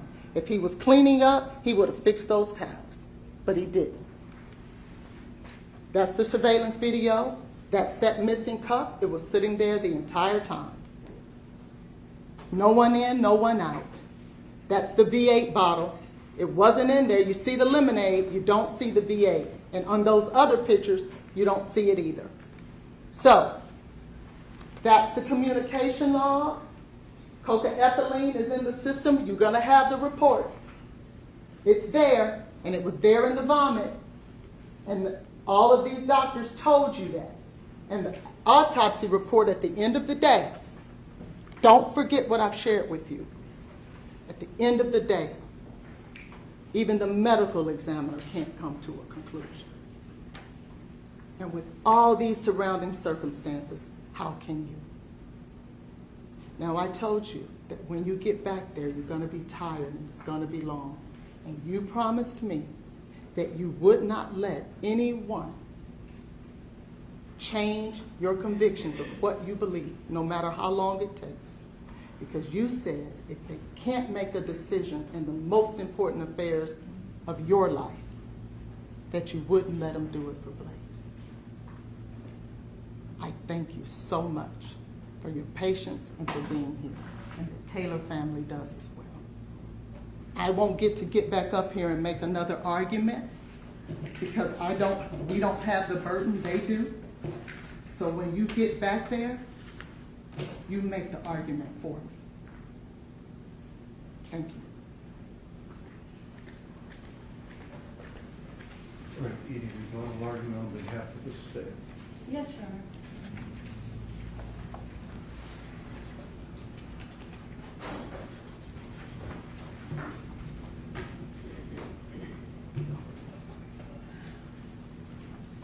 Ms. Hollins went back and forth between whether or not Blaise Taylor even thought he was the father of this child. She said that Jade Jackson said she wasn't sure. You heard the testimony. I submit to you that Nigella said she was sure, it's just he wasn't involved. And she was saying that at the hospital because he was telling the people at the hospital that he loved Jade more than her. And she was, that was not true. That's what she testified to about whether or not he was the father. She told all of the officers, he's just the father. He's not involved. But Ms. Hollins argued to you that he wasn't the father, but then she also wants you to consider a text message where Jade is telling her mom that he signed up for a diaper service. You can't have it both ways. Also, Blaise Taylor told people he was the father of her baby. He told Keontae, Nigella, the people at Vanderbilt. He told the police officers. Now, when he calls 911, he's with a friend. But when the police come, that is his girlfriend. He is absolutely committed. And the text messages with Xavier Winford absolutely were not submitted for any purpose of saying somehow Mr. Taylor was a bad person because he was seeing more than one woman. It was for that very purpose. He had someone that he loved, that he was telling, I love you. But also the rest of that thread is that something's happening, but everything's going to work out for them. But it's very much against what he told the police that Jade Benning was his girlfriend. His interactions with her, it wasn't I love yous. She also wasn't going to admit he's the father of the child, but yet wants to say that they picked out the baby's name together. Well, Jade Jackson testified about that, and she was very specific that that was a name that Jade suggested, and he agreed. He didn't disagree with it. But you also heard testimony that Jade's unborn baby girl's name is Ivy. She, just to clarify, I don't know where the Lauren Weber Mario connection came from. I submit to you that the evidence that you heard was that Mario texted Jade. Jade texted Danny. Danny wasn't in town. No one met up. Lauren Weber was not involved in that. Lauren Weber went to the apartment, and her testimony was that it seemed too clean. And she told the officers that. That was the first thing she said to them. She went in, and it was so weird to her that she took 2 pictures and she locked the apartment. I submit whatever happened within the police department for officers to not go there that night and seize that scene, absolutely, that is a mistake. That should have happened, and it did not happen, but it doesn't change anything. Thank God for Jade's family and friends that they were not happy because nothing was happening and it needed to happen. They took care of it. There was nothing that was disturbed. Now, Mr. Taylor in the cleanup, he did not put the camera back. And they put the camera back where it would be, where it would face the door, not knowing if he could come back in because the police aren't there. Ms. Hollins also argued that somehow if he wanted to kill the baby, that he wouldn't be wanting updates from Jade's mom. Jade's mom's updating him because nobody knows yet about the cocaine. That first drug screen in the hospital, it was negative. Nobody knows what's happened. She referenced the cause of death with Dr. Carney. Not the cause of death, the manner of death with Dr. Carney. And she put the report up, and it very, very clearly states that there's a suspicion for homicide because it's possible that she ingested the cocaine without her knowledge. Someone gave it to her. But Dr. Carney's determination has nothing to do with yours. Your determination is reviewing all of the evidence to determine what proof beyond a reasonable doubt. If she determined it was a homicide, you could not consider her determination for your decision. That is for the death certificate. Ms. Holland's arguments to you about Blaise Taylor. We wish we had the surveillance video. Yes, it would be much better if we had the surveillance video, but not to exculpate him. It would show him going in and out. How long was he out there before he went back inside on 911? How many times did he go out there? It would show Jade Benning pulseless the way he saw her being carried out by the EMTs. There is nothing about that that undoes the proof in this case.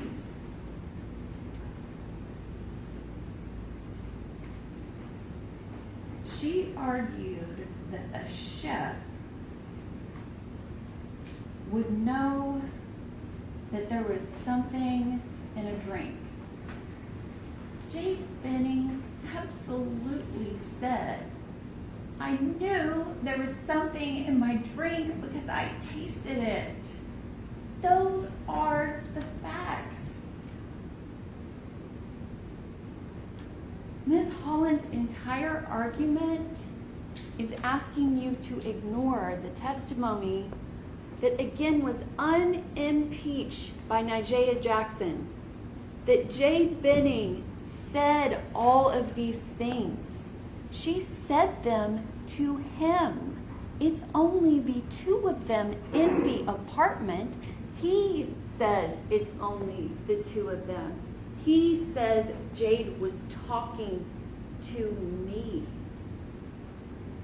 Her arguments to you are asking you to not only ignore everything that Jade Benning said, but it's to ignore that if for some reason it was true and Jade Benning ingested the cocaine herself to kill herself and her baby, and then called her best friend and said these things to Blaise Taylor, and Blaise Taylor never tells anyone what she said.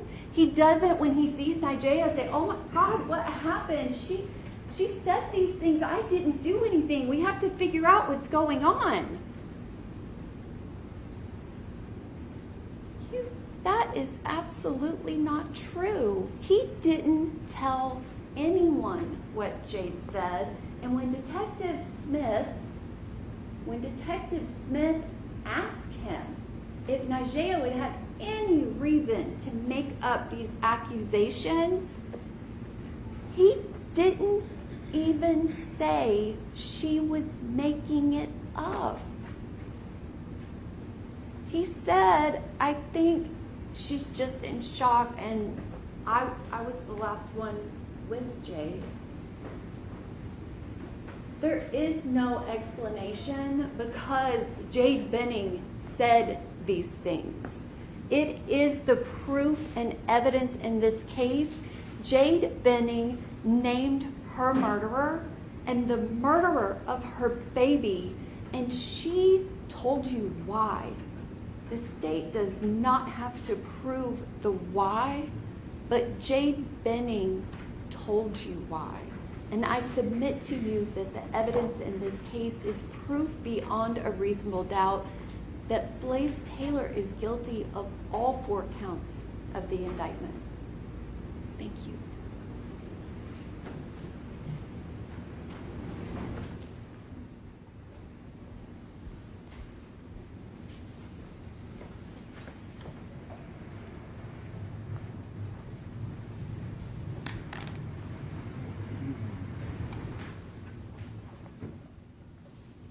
Members of the jury, count 1 and 2 of the indictment in this case charge the defendant Blaise Taylor with the offense of first-degree premeditated murder. This offense embraces the lesser included offenses of second-degree murder, voluntary manslaughter, reckless homicide, and criminally negligent homicide. Counts 3 and 4 of the indictment in this case charge the defendant Blaise Taylor with the offense of first-degree murder during the commission of a felony. This offense embraces the lesser included offenses of second-degree murder, voluntary manslaughter, reckless homicide, and criminally negligent homicide. The indictment of this case is a formal written accusation charging the defendant with these crimes. It is not evidence against the defendant and does not create any inference of guilt. To this indictment, the defendant has entered a plea of not guilty. The evidence and arguments in this case have been completed, and it's my duty now to instruct you as to the law. The law applicable to this case is stated in these instructions, and it is your duty to carefully consider all of them. The order in which these instructions are given is no indication of their relative importance. You should not single out one or more of them to the exclusion of another or others, but should consider each one in light of and in harmony with the others. At times during the trial, I've ruled upon the admissibility of evidence. You must not concern yourself with these rulings, neither by such rulings, these instructions, nor any other remarks which I have made do I mean to indicate any opinion as to the facts or as to what your verdict should be. Statements, arguments, and remarks of counsel are intended to help you in understanding the evidence and applying the law, but they are not evidence. If any statements were made that you believe are not supported by the evidence, you should disregard them.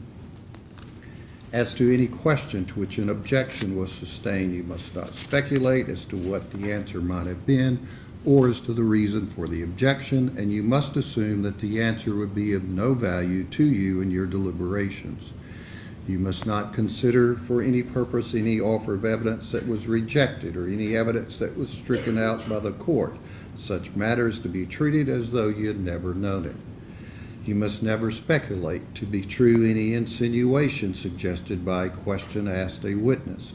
A question is not evidence and may be considered only as it supplies meaning to the answer. Sometimes in the trial of a criminal case, when a defendant is charged with a crime or crimes, this crime or crimes include lesser included offenses. The law permits the jury to find the accused guilty of the lesser included offense, which is included in the crime charged in the indictment, whenever a course of conduct is consistent with the facts found by the jury from the evidence in the case and when the law is given in the instructions of the court. You are the exclusive judges of the facts in this case. Also, you are the exclusive judges of the law under the direction of the court. You should apply the law to the facts in deciding this case. You should consider all the evidence in light of your own observations and experience in life. The law presumes that the defendant is innocent of the charges against him. This presumption remains with the defendant throughout every stage of the trial, and it is not overcome unless from all the evidence in the case you are convinced beyond a reasonable doubt that the defendant is guilty. The court will now instruct you as to the law applicable to all counts of the indictment. First, it will set forth the laws applicable to the crimes charged in the indictment. Finally, it will describe for you the deliberation process. Counts 1 and 2, first-degree premeditated murder. any person who commits the first-degree premeditated murder is guilty of a crime. For you to find the defendant guilty of this offense, the state must proven beyond a reasonable doubt the existence of the following essential elements. 1, that the defendant unlawfully killed the alleged victim as to count 1, Jade Benning, as to count 2, the unborn female child of Jade Benning, and 2, that the defendant acted intentionally. A person acts intentionally when it is the person's conscious objective or desire to cause the death of the alleged victim.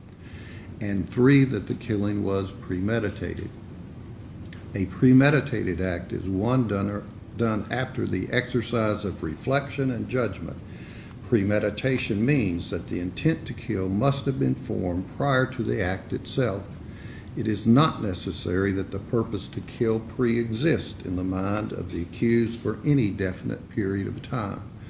The mental state of the accused at the time he allegedly decided to kill must be carefully considered in order to determine whether the accused was sufficiently free from excitement and passion as to be capable of premeditation. If the design to kill was formed with premeditation, it is immaterial that the accused may have been in a state of passion or excitement when the design was carried into effect. Furthermore, premeditation can be found if the decision to kill is first formed during the heat of passion, but the accused commits the act after the passion has subsided. Any alleged victim includes a human embryo or fetus at any stage of gestation in utero. Second-degree murder. Any person who commits second-degree murder is guilty of a crime. For you to find the defendant guilty of this offense, the state must have proven beyond a reasonable doubt the existence of the following essential elements. 1, that the defendant unlawfully killed the alleged victim as to count 1, Jade Benning, as to count 2, the unborn female child of Jade Benning, and that the defendant acted knowingly. Knowingly means that a person acts knowingly with respect to the conduct or to circumstances surrounding the conduct when the person is aware of the nature of the conduct or that the circumstances exist. A person acts knowingly with respect to a result of the person's conduct when the person is aware that the conduct is reasonably certain to cause the result. The requirement of knowingly is also established if it is shown the defendant acted intentionally. Intentionally means that a person acts intentionally with respect to the nature of the conduct or to a result of the conduct when it is the person's conscious objective or desire to engage in the conduct or cause the result. The distinction between voluntary manslaughter and second-degree murder is that voluntary manslaughter requires that the killing result from a state of passion produced by adequate provocation sufficient to lead a reasonable person to act in an irrational manner. Voluntary manslaughter. Any person who commits voluntary manslaughter is guilty of a crime. For you to find the defendant guilty of this offense, the state must have proven beyond a reasonable doubt the existence of the following essential elements. 1, that the defendant unlawfully killed the alleged victim as to count 1, Jade Benning, as to count 2, the unborn female child of Jade Benning, and 2, that the defendant acted intentionally or knowingly, and 3, that the killing resulted from a state of passion produced by adequate provocation sufficient to lead a reasonable person to act in an irrational manner. The distinction between voluntary manslaughter and second-degree murder is that voluntary manslaughter requires that the killing result from a state of passion produced by adequate provocation sufficient to lead a reasonable person to act in an irrational manner. The definitions of intentionally and knowingly which apply to this offense have been previously explained to you in these instructions on page 6, and you should refer to those definitions as they apply to this instruction. Reckless homicide. Any person who commits the offense of reckless homicide is guilty of a crime. For you to find the defendant guilty of this offense, the state must have proven beyond a reasonable doubt the existence of the following essential elements. 1, that the defendant killed the alleged victim as to count 1, Jade Benning, as to count 2, the unborn female child of Jade Benning, and 2, that the defendant acted recklessly. Recklessly means that a person acts recklessly when the person is aware of but consciously disregards a substantial and unjustifiable risk that the alleged victim will be killed. The risk must be of such a nature and degree that its disregard constitutes a gross deviation from the standard of care that an ordinary person would exercise under all the circumstances as viewed from the accused person's standpoint. Criminally negligent homicide. Any person who commits criminally negligent homicide is guilty of a crime. For you to find the defendant guilty of this offense, the state must have proven beyond a reasonable doubt the existence of the following essential elements.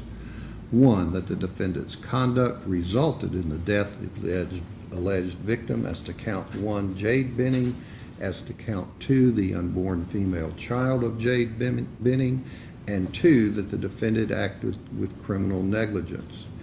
Criminal negligence means that a person acts with criminal negligence when the person ought to be aware of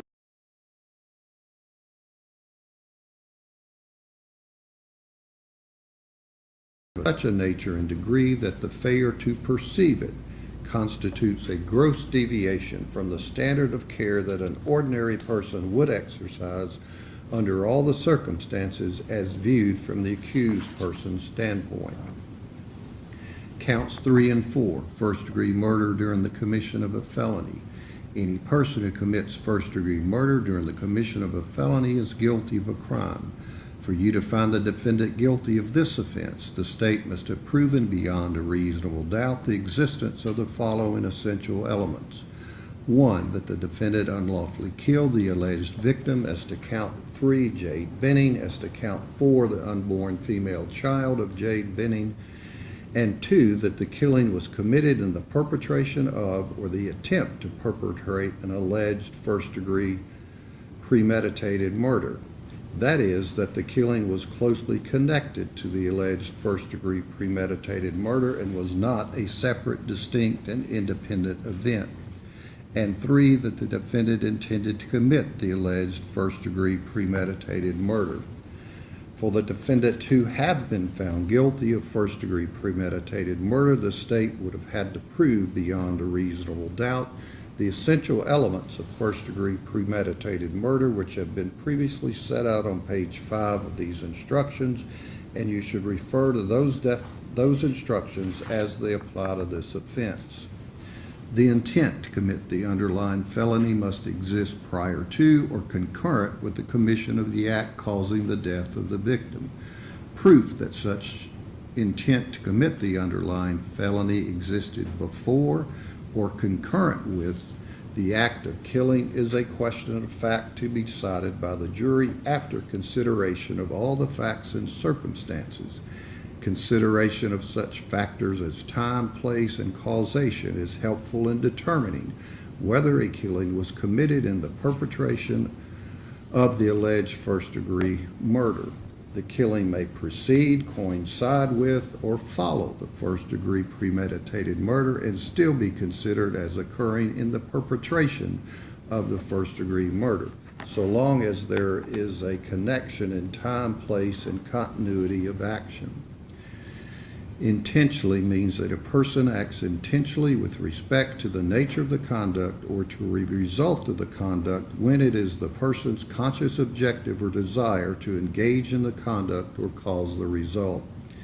Any alleged victim includes a human embryo or fetus at any stage of gestation in utero.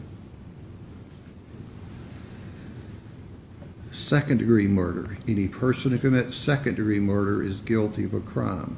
For you to find the defendant guilty of this offense, the state must have proven beyond a reasonable doubt the existence of the following essential elements.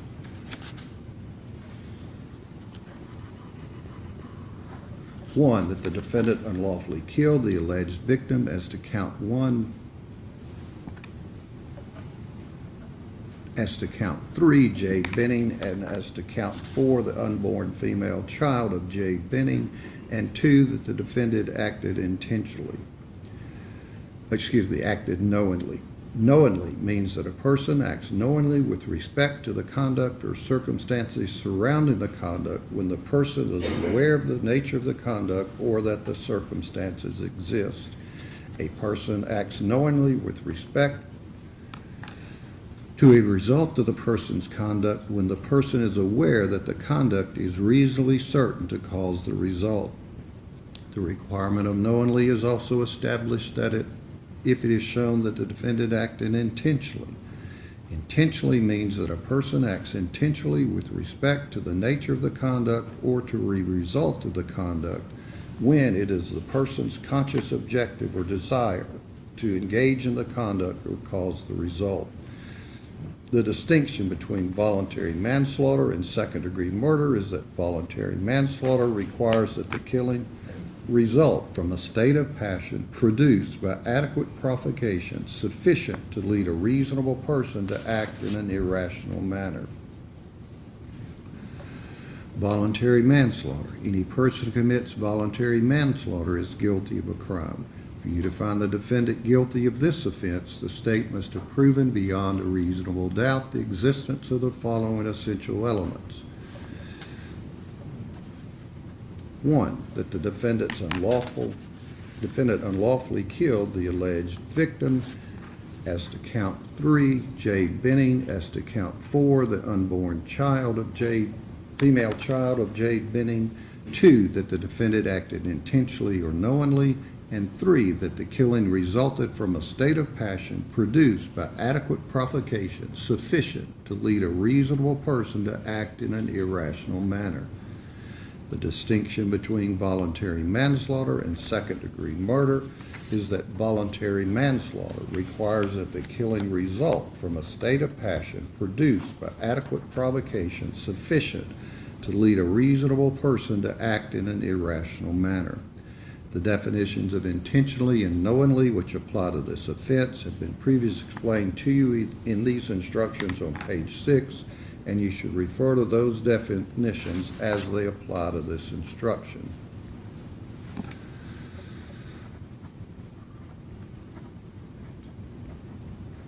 Reckless homicide. Any person who commits the offense of reckless homicide is guilty of a crime.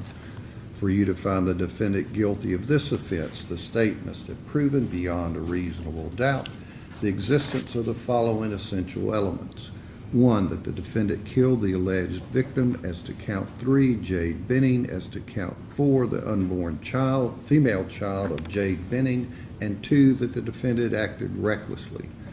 The definition of recklessly has been previously defined to you in these instructions, and you should refer to that definition as it applies to this instruction.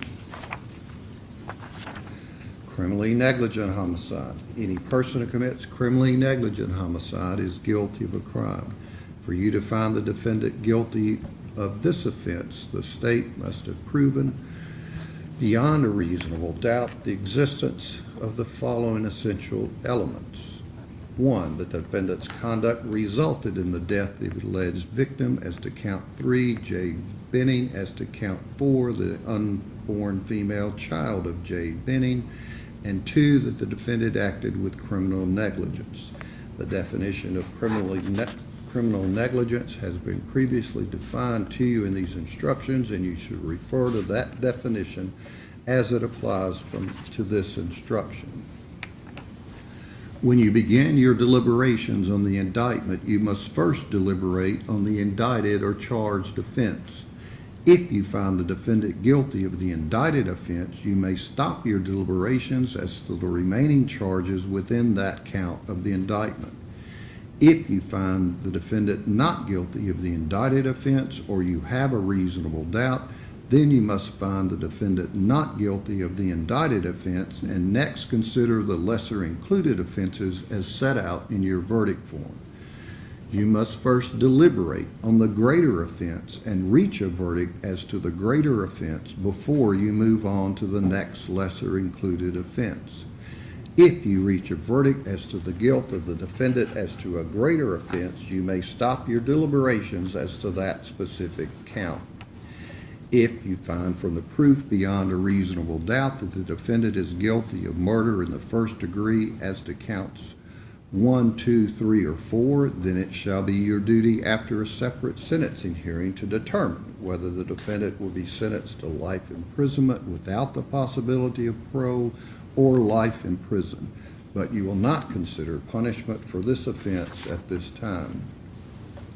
I noticed that some of the jurors appear to be making notes during the trial of this case. Please bear in mind that these are your notes and for your use alone. The taking of notes is simply an aid to memory, and the jury must understand that they are to recall the testimony and to use the notes only as an aid to memory. And any juror who takes notes will use those notes only for that juror's assistance in that regard and not as an authoritative thing to show others. The crime charged in each count of the indictment is a separate and distinct offense. You must decide each charge separately on the evidence and the law applicable to it.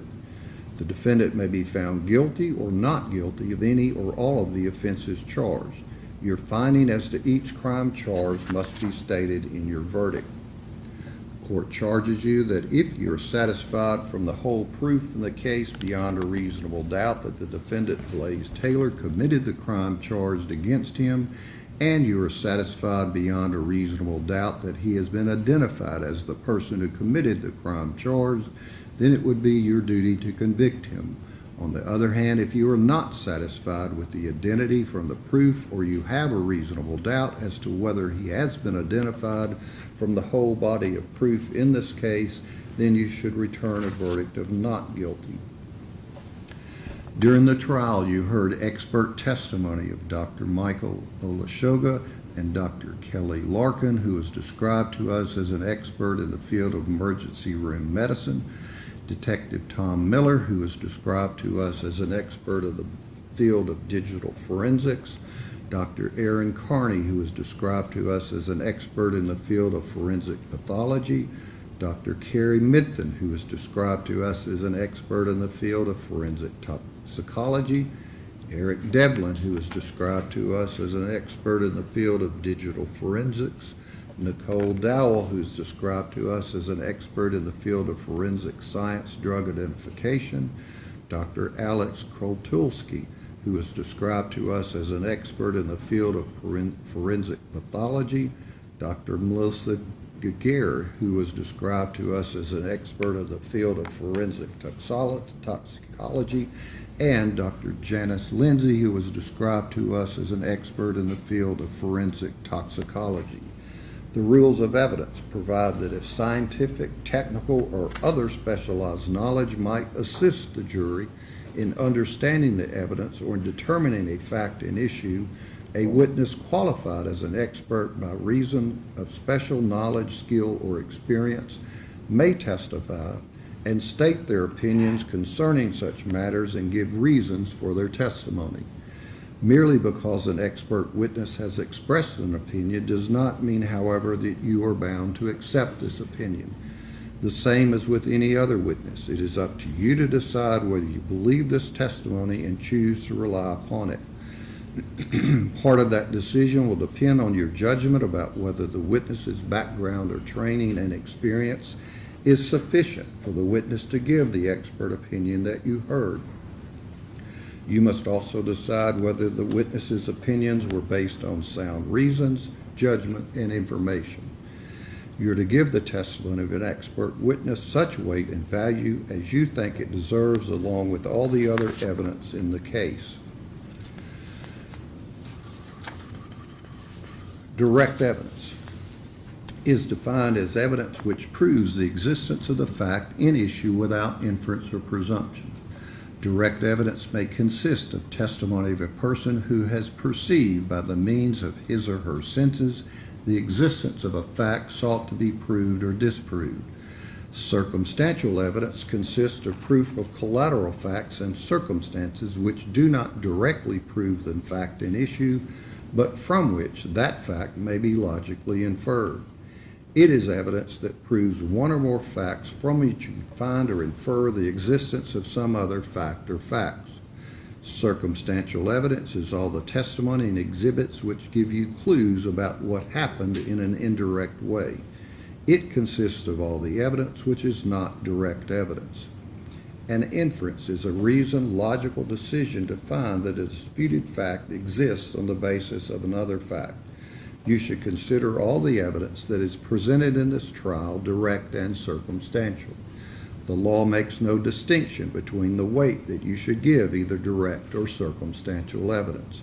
It is for you to decide how much weight to give any evidence. You are the exclusive judges of the credibility of the witnesses and the weight to be given their testimony.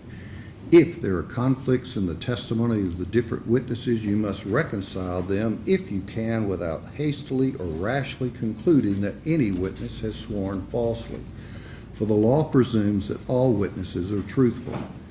In forming your opinion as to the credibility of a witness, you may look to the proof, if any, of the witness's reputation for truth and veracity, the intelligence and respectability of the witness, his or her interest or lack of interest in the outcome of the trial, his or her feelings, his or her apparent fairness or bias, his or her means of knowledge, the reasonableness of his or her statements, his or her appearance and demeanor while testifying, his or her contradictory statements as to material matters, if any, are shown, and all the evidence in the case tending to corroborate or to contradict him or her. A witness may be impeached by proving that he or she has made material statements out of court which are at variance with his or her evidence on the witness stand. However, proof of such prior inconsistent statements may be considered by you only for the purpose of testing the witness's credibility and not as substantive evidence of the truth of the matter asserted in such statements. Further, a witness may be impeached by a careful cross-examination involving the witness in contradictory, unreasonable, and improbable statements.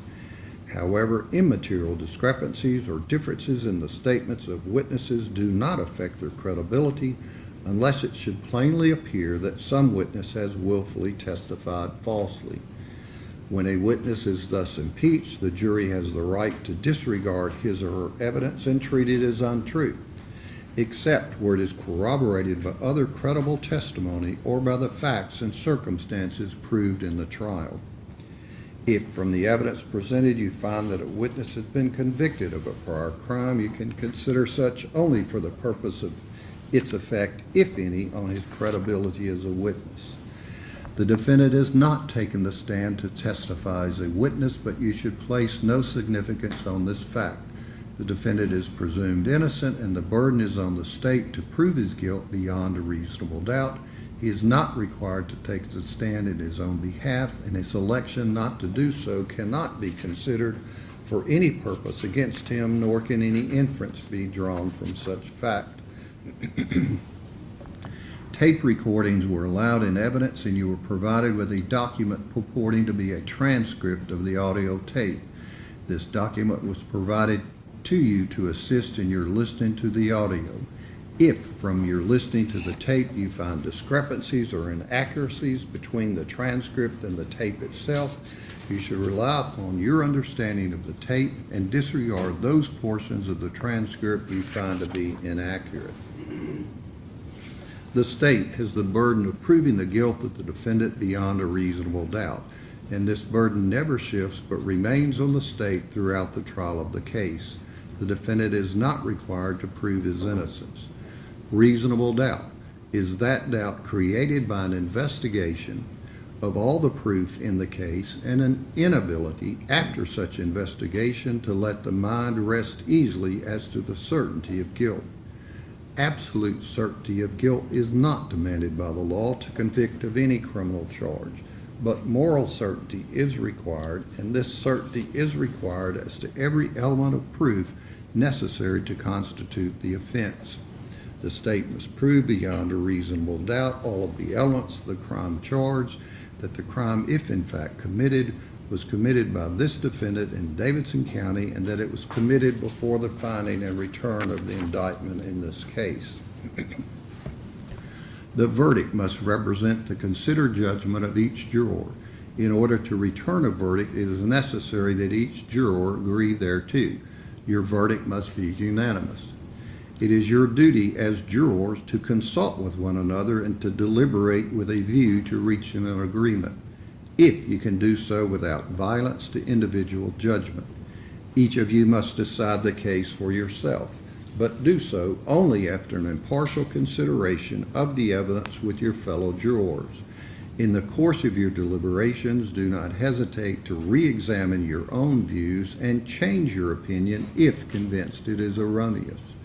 But do not surrender your honest conviction as to the weight or effect of the evidence solely because of the opinion of your fellow jurors or for the mere purpose of returning a verdict. You can have no prejudice or sympathy or allow anything but the law and the evidence to have any influence upon your verdict. You must render your verdict with absolute fairness and impartiality as you think justice and truth dictate. If you find that the state has proven the defendant guilty beyond a reasonable doubt, then you should find him guilty. In that event, your foreperson will report that you find the defendant guilty and name the offense according to your previous instructions. On the other hand, if you find that the state has not proven beyond a reasonable doubt the guilt of the defendant, or if you have a reasonable doubt, then you must find the defendant not guilty.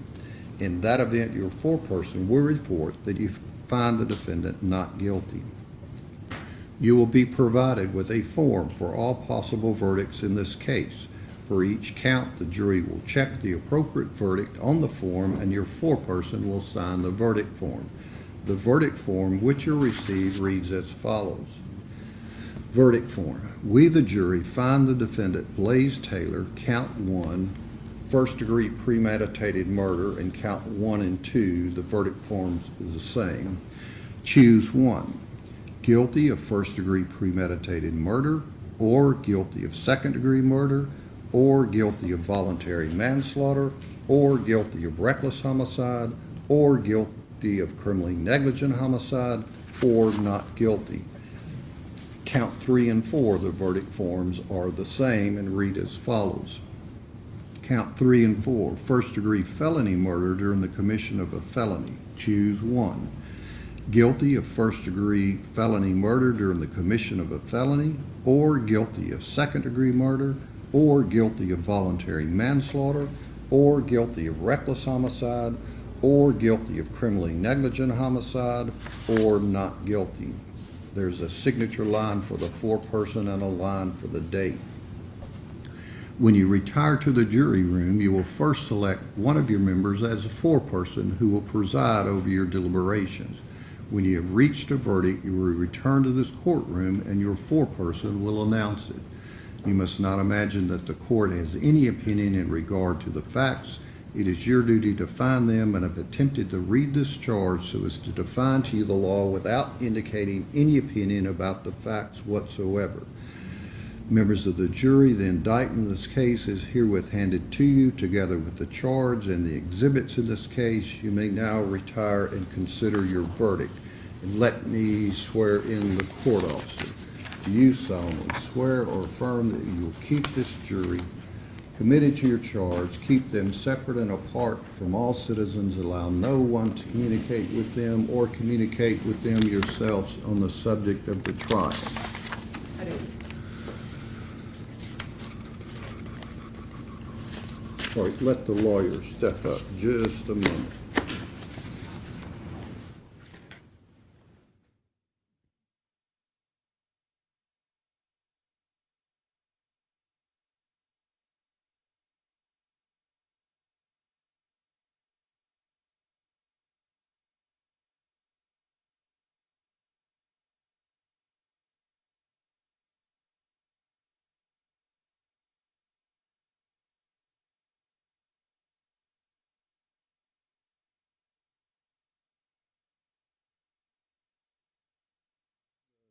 Regular jurors, if our 4 alternates, I'll speak to you in just a moment, can stand right there against the wall there.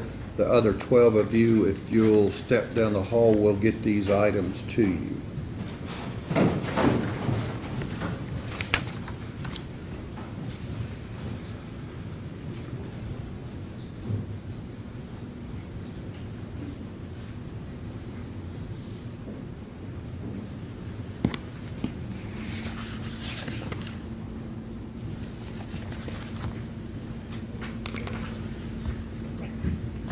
All right, the alternates, obviously, the court never knows whether we'll need someone to substitute into the deliberation process or not. Would have expected a week ago, Monday last week, that we probably would, but we didn't. So I appreciate your service. You'll be discharged from this case. We'll shred your notes for you, and you can step out with the court officer.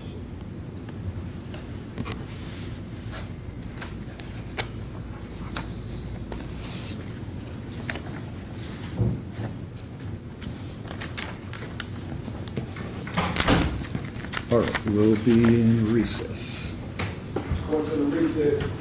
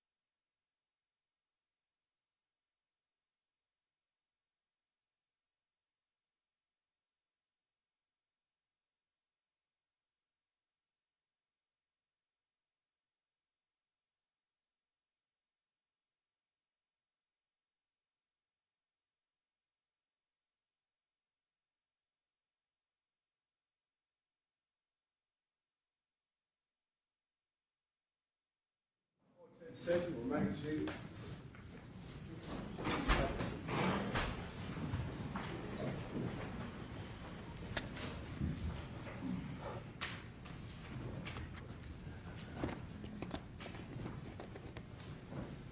All right, the court's staff's been made aware that the jury's arrived at a verdict, so we'll let them step down and announce it. Just out of respect to the jury, just keep your reactions, if any, to yourself, and we'll deal with it. All righty?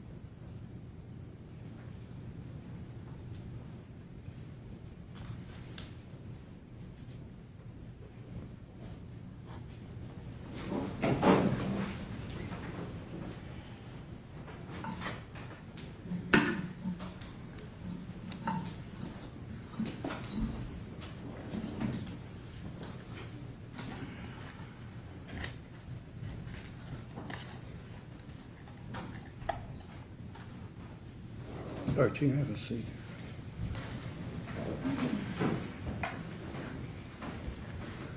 All right, ladies and gentlemen of the jury, the court just, and I say this just to reference to you by numbers. We start down at the far right and run down this way, 1 through 6, upper right, 7 through 12. So, Miss Juror number 7, you are the foreperson? And the jury's arrived at a unanimous verdict? Yes, ma'am. All right, if you would, please, ma'am, stand and announce that verdict on behalf of the jury. We, the jury, find the defendants Blaise Allen Taylor for count 1, guilty of second-degree murder. For count 2, guilty of first-degree premeditated murder. For count 3, guilty of first-degree felony murder during the commission of a felony. For count 4, guilty of first-degree felony murder during the commission of a felony. All right, if you'll turn that document in, please, ma'am.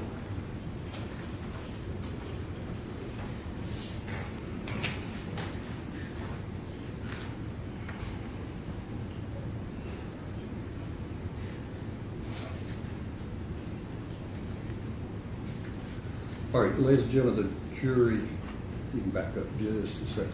Ladies and gentlemen of the jury, you've heard your foreperson, juror number 7, announce your verdict in this particular case, that you found Mr. Taylor guilty in count 1, second-degree murder, in count 2, first-degree premeditated murder, in counts 3 and 4, felony murder during the commission of a first-degree murder. I'll ask you if that is your individual verdict. If it is, you would indicate it is. If it's not, you would indicate it's not. Juror number 1, is that your individual verdict? Yes. Juror number 2, is that your verdict? Yes. Juror number 3, is that your verdict? Yes. Juror number 4, is that your verdict? Yes. Juror number 5, is that your verdict? Yes. Juror number 6, is that your verdict? Yes. Juror number 7, the foreperson, is that your verdict? Yes. Juror number 8, is that your verdict? Yes. Juror number 9, is that your individual verdict? Yes. Juror number 10, is that your verdict? Yes, sir. Juror number 11, is that your verdict? Yes. Juror number 12, is that your verdict? Yes. Okay. All right, thank you very much. As you know, we'll need to discuss with the attorneys further issues in this case. Don't discuss the case any further. We'll get back with you here shortly. You can step down the hallway with the court officer.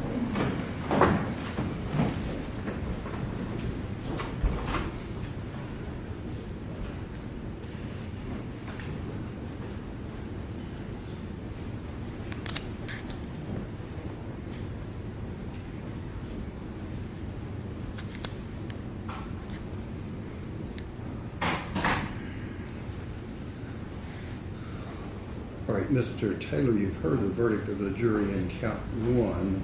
It found you guilty of second-degree murder. That verdict, as well as the other counts, guilty in count 2 of first-degree murder, counts 3 and 4, first-degree felony murder, will become the judgment of the court.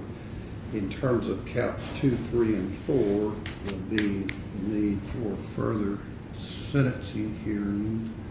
Does the state contemplate introducing victim impact statement? Yes, Your Honor, upon the court finding that by the jury's verdict that we would be entitled to do that. Okay. We'll take just probably a 15-minute break and let everyone settle down in terms of the initial verdict. Come back and hear that proposed testimony under State versus Nesbitt, and then see Mr. Brand, Ms. Hollins, Mr. Joyner, what mitigating factors you want to submit or find that's necessary to submit to the jury.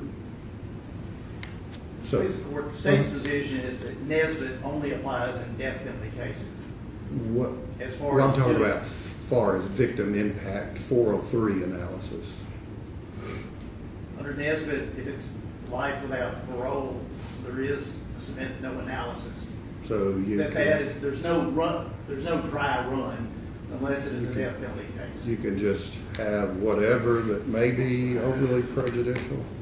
No, it will be victim impact under pain. Okay.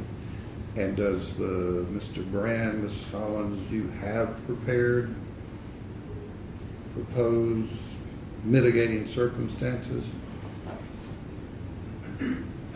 Yes, Your Honor, I think there are mitigating circumstances, mitigating factors we would argue to the jury. Okay, all right, if you'll get those, I think we need a minute probably.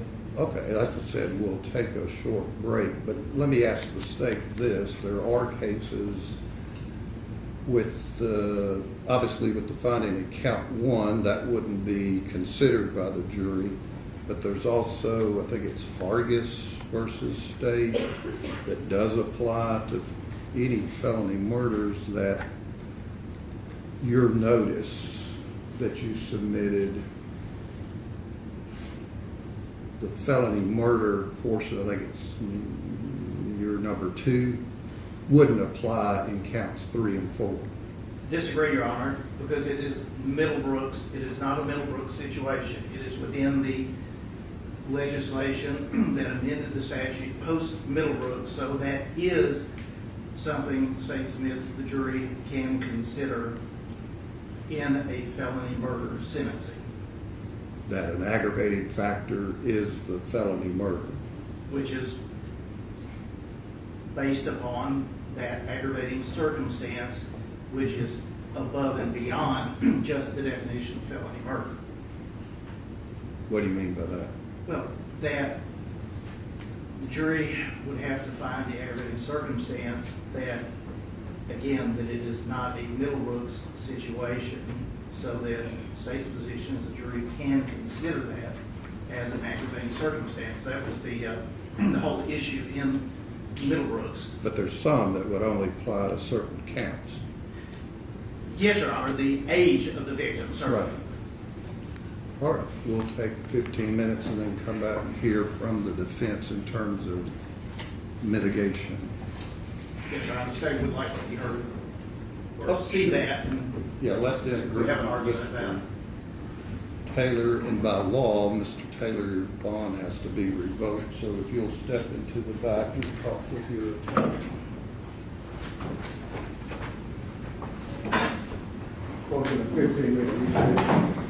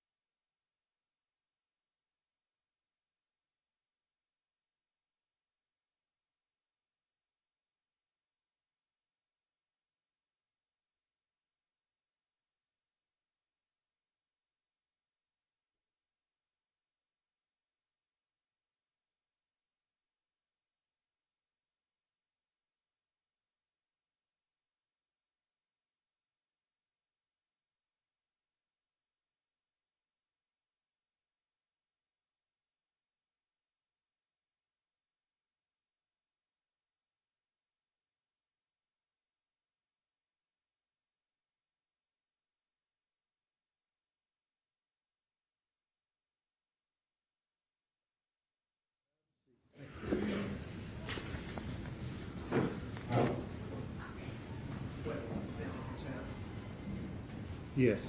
I was just saying, the defendant is out, that matter. Okay. Well, yeah, you can bring him up.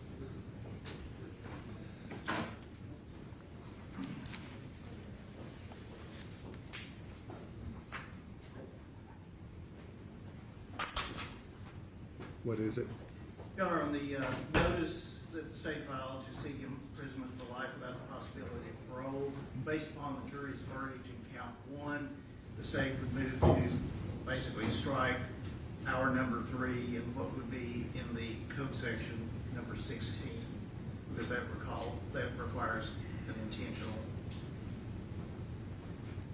As to The the, murder was committed against a pregnant woman. Right. And the defendant intentionally killed the victim. The jury's verdict of a knowing killing, I think, removes that as an aggravated. from what would be, if it had been instructed at all, in count 3.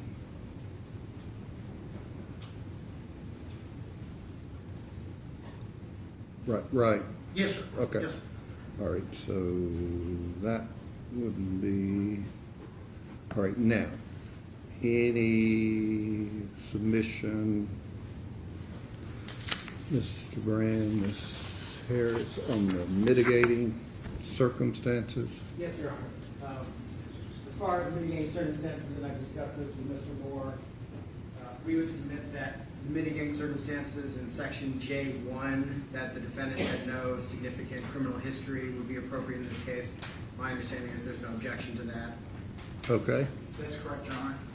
And then, I apologize, I don't know which number this is, but the catch-all provision that number any other, 10, yes, number 10, any other circumstance essentially fairly raised by the proof in this case. does the state care to be heard on that? Judge, submit under the law that has to be specific as to what that is, like a list of, that the defendant graduated top of his class and those sorts of things. Sure, Not and just a catch-all. right, and so to specify, we would intend to put on proof related to Mr. Taylor's education, his high performance in school, his high performance in athletics. You would? We are going to. Okay. Yes, we are going to put on that proof today at today's Okay. hearing. His involvement in nonprofits, so community involvement, other essentially positive personal traits and background related to Mr. Taylor that would support mitigation. Okay. All right, I guess we can discuss the language that the court would place in there once we hear the proof. Anything else before the jury's brought down? No, Your I Honor. mean, Statement give intended opening to- statements A and, brief, yes, Your Honor. okay. And we would as well. The state Okay. And does the state, just again for court's edification, know how many witnesses you may be calling? 3. Okay. All right, let the jury step down.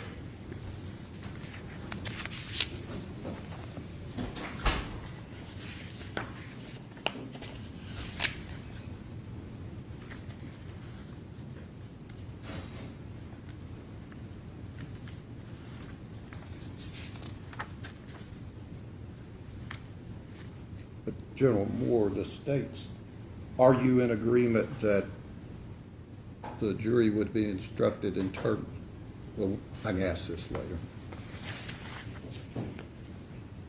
It dealt with victim impact statement not being an aggravated circumstance. Certainly. Yeah.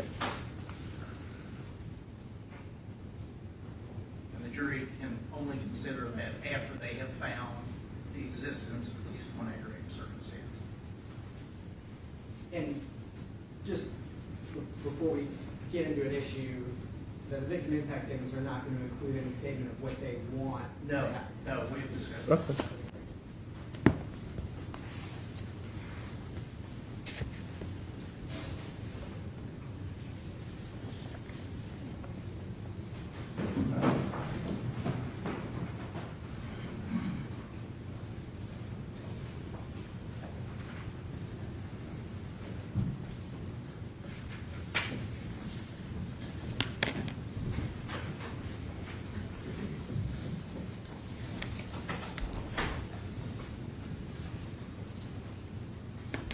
or you can have a seat.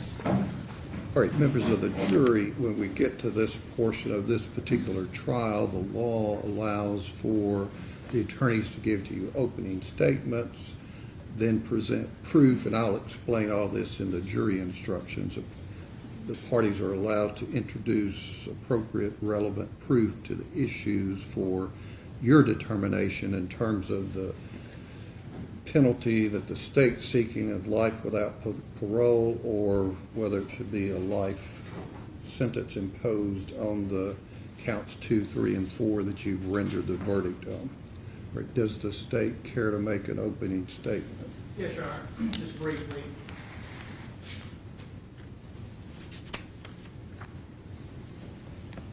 Members of the jury, because of your verdict, we are now going into the second phase of this trial. And what the state will present is based upon, like it seems long ago that I read the indictment. In this part of the proceeding, the state relies upon aggravating circumstances that are named. And there are 2 of those presented for your consideration. Number 1, the murder was committed against a person less than 12 years of age, and the defendant was 18 years of age or older. So referring to Ivy. Number 2, the murder was knowingly committed, solicited, directed, or aided by the defendant while the defendant had a substantial role in committing or attempting to commit, or was fleeing after having a substantial role in committing or attempting to commit any first-degree murder. Again, based upon your verdict. The existence of those circumstances have been found beyond a reasonable doubt by your verdict. That allows, at this point in the proceedings, for the state to present what under the law is called victim impact testimony, to give you a view into what Jade and Ivy's death, the effect it has had upon her family, her extended family, and not going into really anything else. It's limited to that. Victim impact. And we'll be calling 3 witnesses. Jade's aunt, Brady Moran, and who would have been Ivy's great aunt, Andrea Browning, who you heard for before, and Jade's mother and Ivy's grandmother, Bridget Parks. At the conclusion of that testimony, and whatever the defendant chooses to present, anything, this is what this is proceeding, that is submitted to your discretion. The judge will tell you the law, and once we conclude the proof, there'll be opening argument of the state. Perhaps the defense would have a chance, or they will have a chance to make an argument, and the state would close. Again, because we have the burden of proof throughout the criminal trial. But that is the process, and that is what you will hear in this part of the proceedings, to allow you to, in your discretion, determine what the punishment should be for the 3 first-degree murder counts. Thank you. Thank you, Your Honor. All right, any opening statement? Thank you.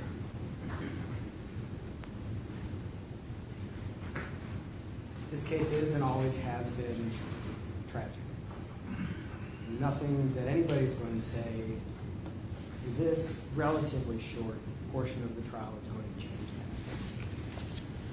that. And the thing we are going to ask you to remember is, even if you find there's aggravating circumstances, and really the aggravating circumstances the state is going to ask you to find are based on your conviction. Mr. Taylor's been convicted, there's no question. It doesn't require you to give him the harshest penalty ever. He's going to prison no matter what. The best outcome today is the rest of his life in prison, 60 years in prison, with maybe in 51 years, he goes up for parole. He's 30 years now. At 80, he goes up for parole. That's the best outcome for today. You don't have to give him life without the possibility of parole. You can give him the opportunity to try for rehabilitation. You can give him the opportunity to work hard in prison. He's not going anywhere. This is a tragic case, but it doesn't have to be the worst of the worst outcome. Thank you. Great. Who's the state wanting to call? Your Honor, the state's first witness would be Ms. Brandy Moran, and as part of the proof in this portion of the proceedings, the state would ask the jury to incorporate all of the proof that has been presented. Okay, I mean, the law allows that. All right, let her step up.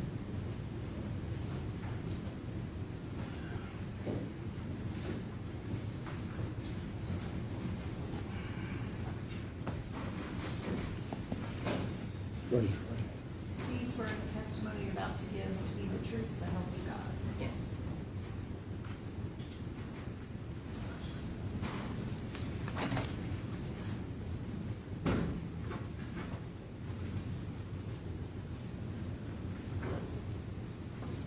Ma'am, could you please state your name and spell your first and last name for the court reporter? Brandy Moran, BRANDIMORAN.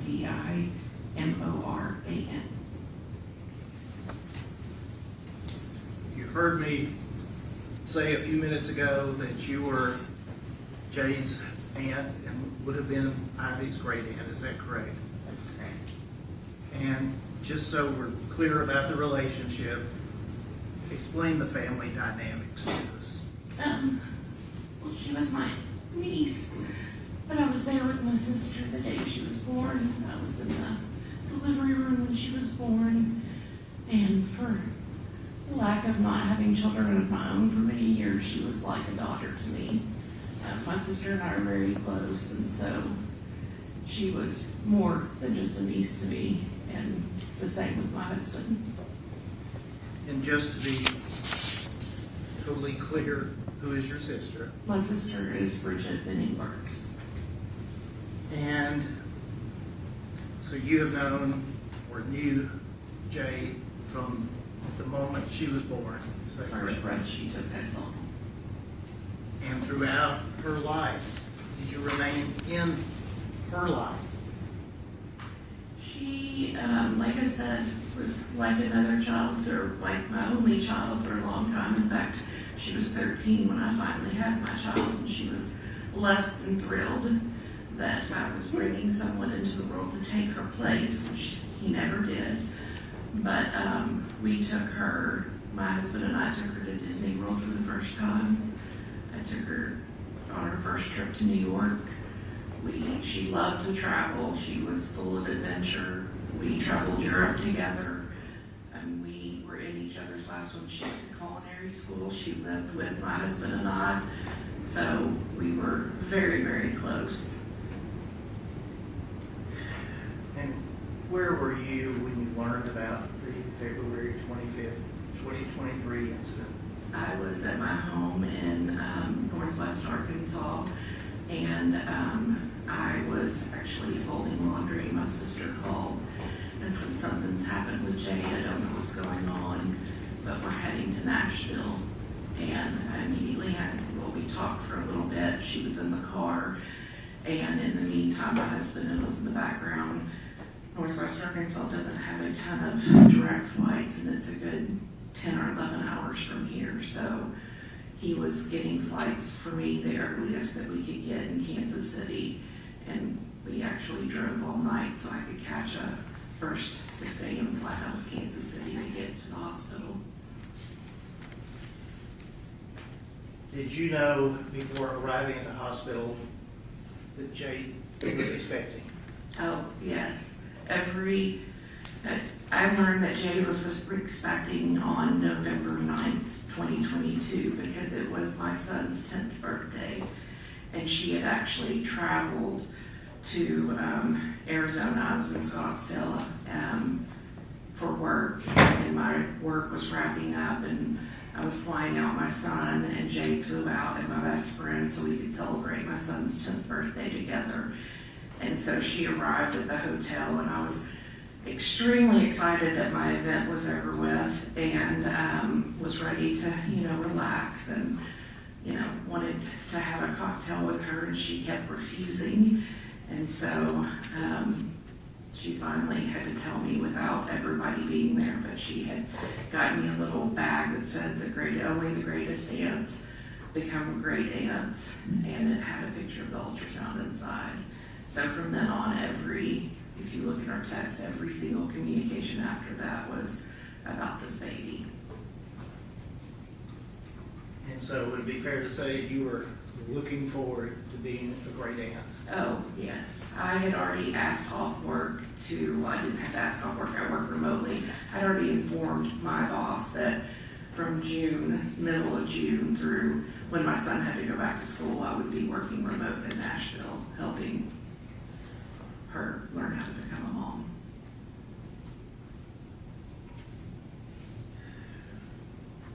The jury has heard that she was removed from life support, she and Ivy, on her birthday. Is that correct? That's correct. What was that like for you, yourself, going through that time? It was probably, I thought, when my mother passed away a few years prior to that, that was the hardest thing I was ever going to go through. But nothing prepares you for what you see as your family's future going away. And although she wasn't physically my daughter, it was like losing a child. And not in a way that was fair, and especially at a time when my very last text to her was, "I'll see you on your birthday to celebrate." And that's what I was expecting that weekend before. I didn't expect to be driving to Nashville to experience what we experienced. From the moment you heard, you got to Nashville, you saw what was happening, has there been a day that's gone by that you haven't had this on your mind? No, it's completely changed. We have a small family to begin with, and it's taken away I won't say it's taken away happiness, and I've done a lot with therapy and grief, and it's never going to go away. But there's never going to be pure joy in the celebrations that we have, because there's always going to be one of the big pieces of our joy missing. So there's... And with respect to the family, your sister, Brownie, people we have heard from, have you seen how this has affected them? Oh, it's everything. It's how we operate in life now. It's even how I allow my son to do things, because we are a normal family. This isn't anything you ever think you're going to talk about. When I say we were boring people, and we liked it that way, and you can't let go of the fact that this type of thing now, really happens to other people. It happens to you too, and it can happen to you. And so it impacts every decision, every thought. There's just across the board with my sister, with, our father, with my husband. My son was 10 at the time, and just trying to explain to him why somebody that was, just like a sibling to him is no longer here. And I was going to ask about that, because Jade and your son would be cousins. They were cousins, but they were closer than that. They fought like brothers and sisters, and she was 13 when he was born, and then she turned into his babysitter, and then, she hit adulthood, and he had a little bit of a problem with her being an adult and not just his cousin Jade. So they fought like brothers and sisters, and there's just, it's really hard for me, like I said, because we have a small family, and my husband and I had our son late in life, and we don't have a lot of other relatives, and she was his only cousin, and he's not going to have her now later in life the way I've had my sister. Like, I relied on, and she watched out for him. She could put him in his place like no other, and just, it kills me that I know that he's not going to have that anymore. And have you seen that actually affect your son? Oh, definitely. I mean, our entire family has gone through therapy. He had a lot of problems right when everything happened in school, just with behaviors. And I mean, it's impacted every single day since it happened. Prior to this, was your sister, family unit happy? Oh, yeah, definitely. I mean, we were, you know, my husband and her husband are good friends. She and I are best friends, and like his children, like we all were just beyond just a happy, like I said, happy but boring, normal family. And there's just, I think somebody mentioned Jade's light, and that light's gone, and there's a dimness over our entire family that I don't ever see us getting back. Can you describe, put in words, what you have seen this do to your sister, to Jade's mother, Ivy's grandmother?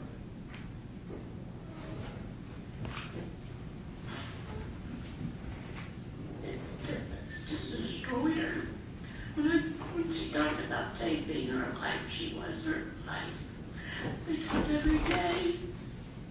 And aside from the fear and the hurt I know she has, I've lived with the fear of like, is she going to be able to get back at us? And thinking about my sister not being here because she can't live without her daughter has been probably one of the hardest things that I've sat and just prayed and hoped that she is strong enough and will be strong enough, because I can't imagine.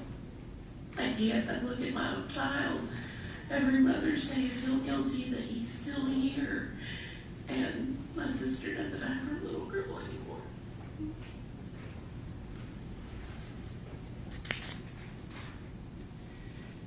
Thank you, Ms. Moran. No further questions. Hang on just a moment. Question? No question.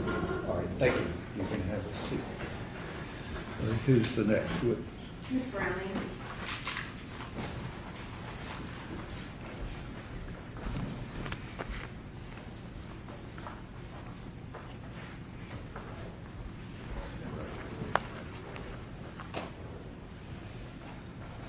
Do you swear the testimony you're about to give to be the truth, or have you not? Yes, I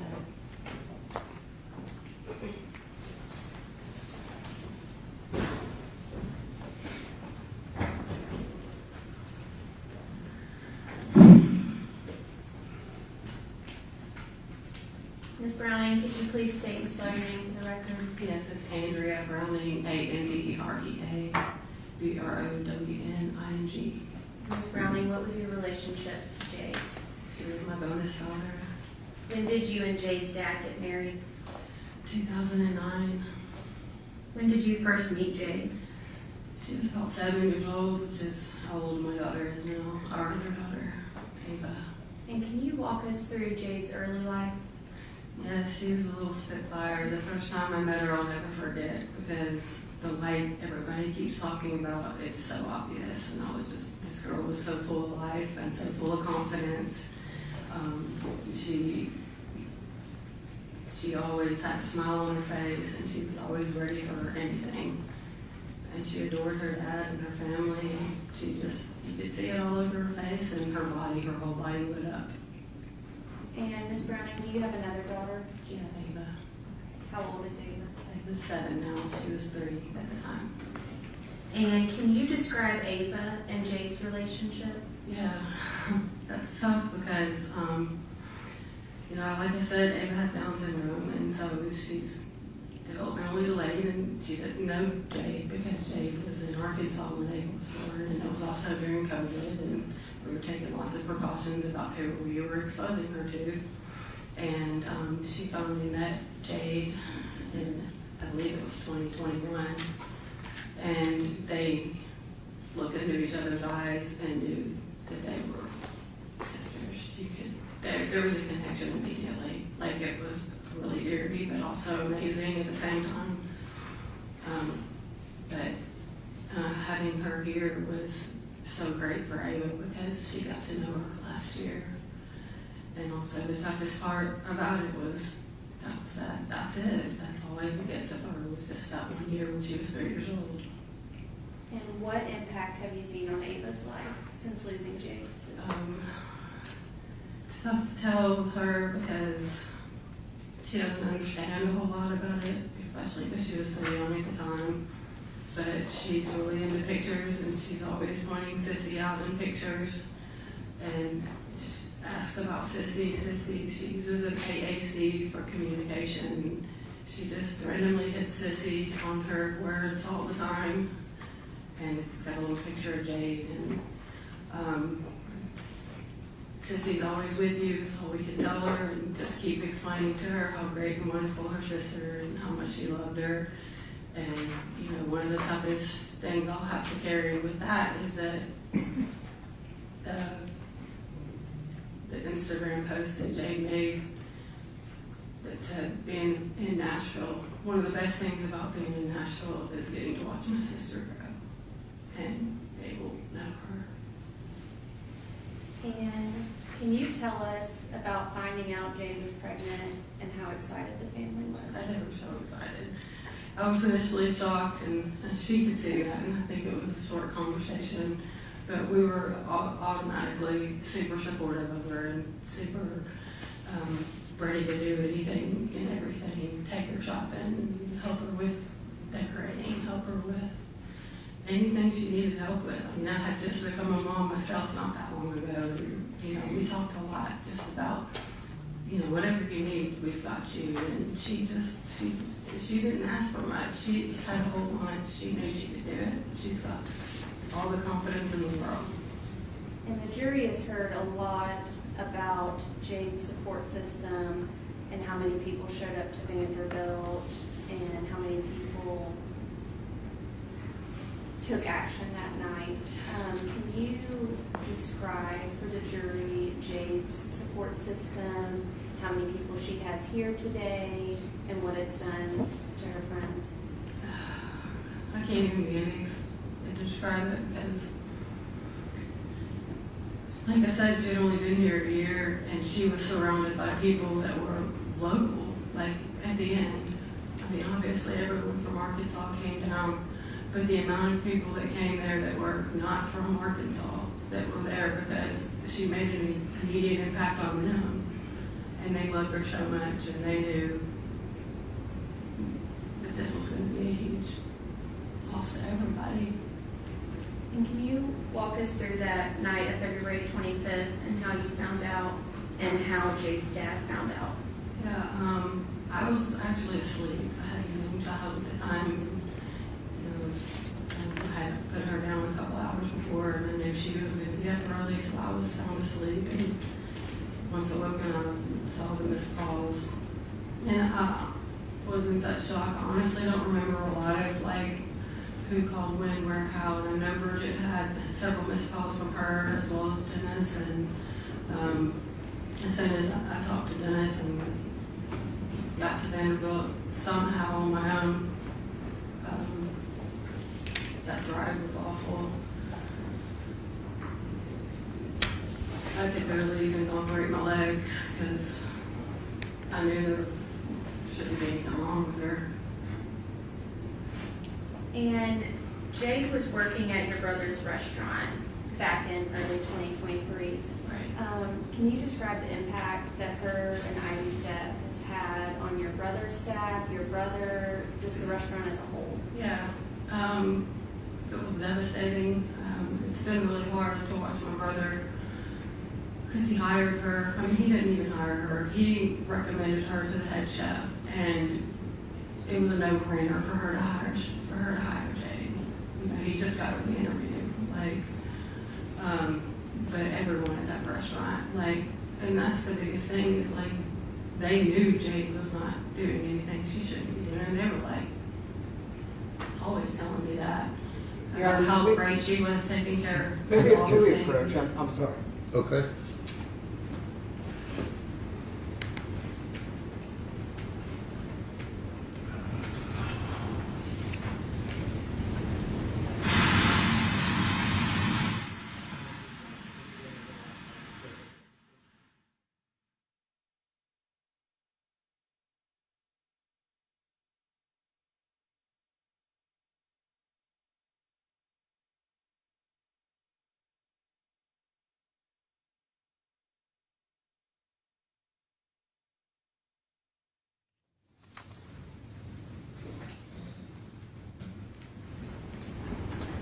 All right, what's your next question? It greatly devastated him. I can just say that. And Ms. Browning, is Jade's dad Dennis Browning? Yes.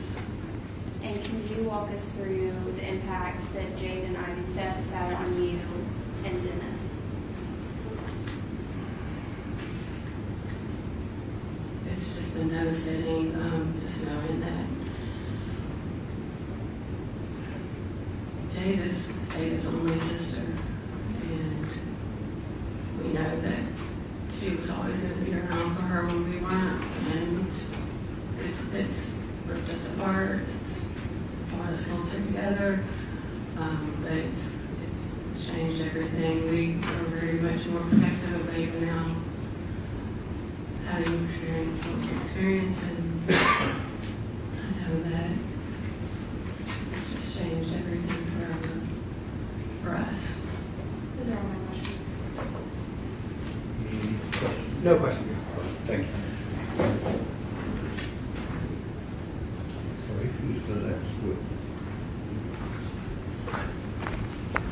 Ms. Bridget Burks.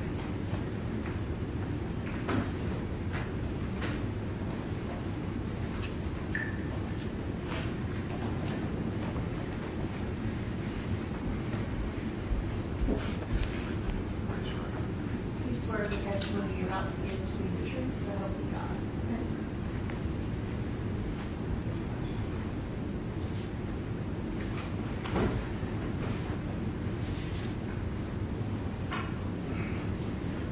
Could you please state and spell your name for the record? Bridget Benning Burks, BRIDGET, BENNING, BURKS. Ms. Burks, who was Jade Benning to you? My baby girl. And was Jade your only child? Yes.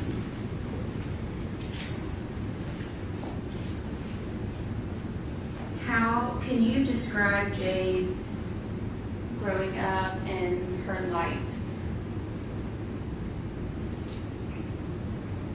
As soon as she walked in the room, you knew. Because she was so full of life. She's known for being very loud. Got in trouble several times for being loud. So you knew her presence, her laugh. And Ms. Burks, does Jade have a stepfather? She does. Okay, and what's his name? Lynn Burks. And when did Lynn Burks come into Jade's life? She was 6.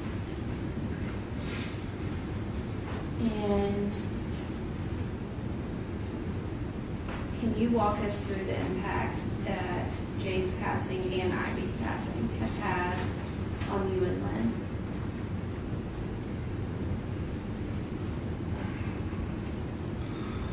We also have 2 boys, and so it just makes it harder, makes us worry more about our other 2 boys. That was his baby girl. You couldn't tell him any different. And it's just a void that will always be there. Is your day-to-day life different without Jade? Most of the time. People ask, are you okay? And I always say yes. But behind closed doors, I'm not. And did you and Jade talk almost, if not every single day? Yes. And Ivy would have been your first grandchild. Yeah. Can you walk us through the impact of losing Ivy?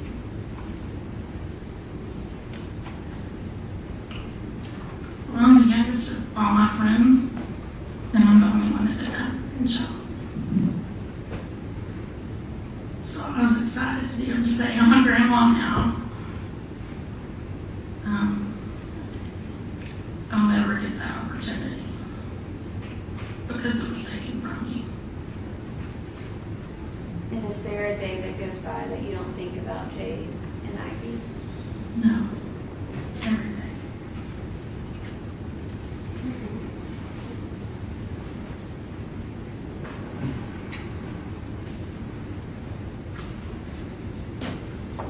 These are all my questions. Any questions? No question. Thank you. Have a seat. any other witnesses from the state? No, Your Honor. Any proof on behalf of Mr. Taylor? Yes, Your Honor.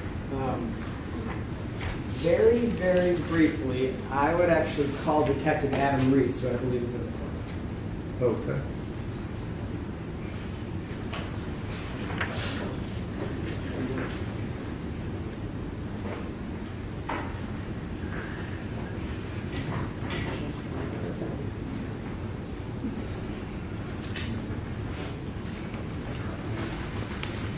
You swear the testimony you're about to give to the truth, so help you God. Yes.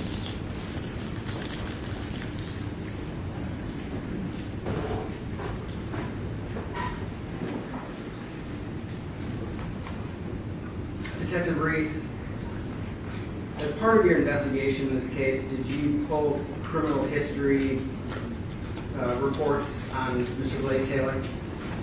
Yes. Do those include NCIC sort of nationwide background checks? Yes. In your investigation of criminal history on Mr. Taylor, did you find any prior criminal history?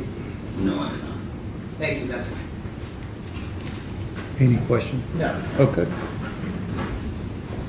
All right, who's the next witness? Your Honor, we would call Evie Taylor. Okay.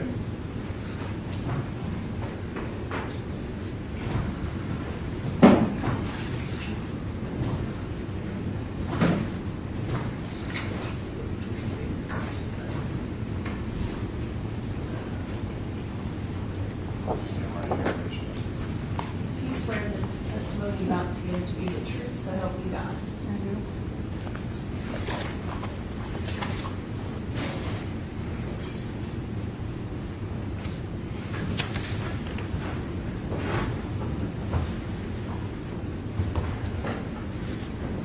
It's Dr. Taylor, right? Yes. Dr. Taylor, can you please state your full name and spell it for me? It's Evelyn Taylor, EVELYN-TAYLOR.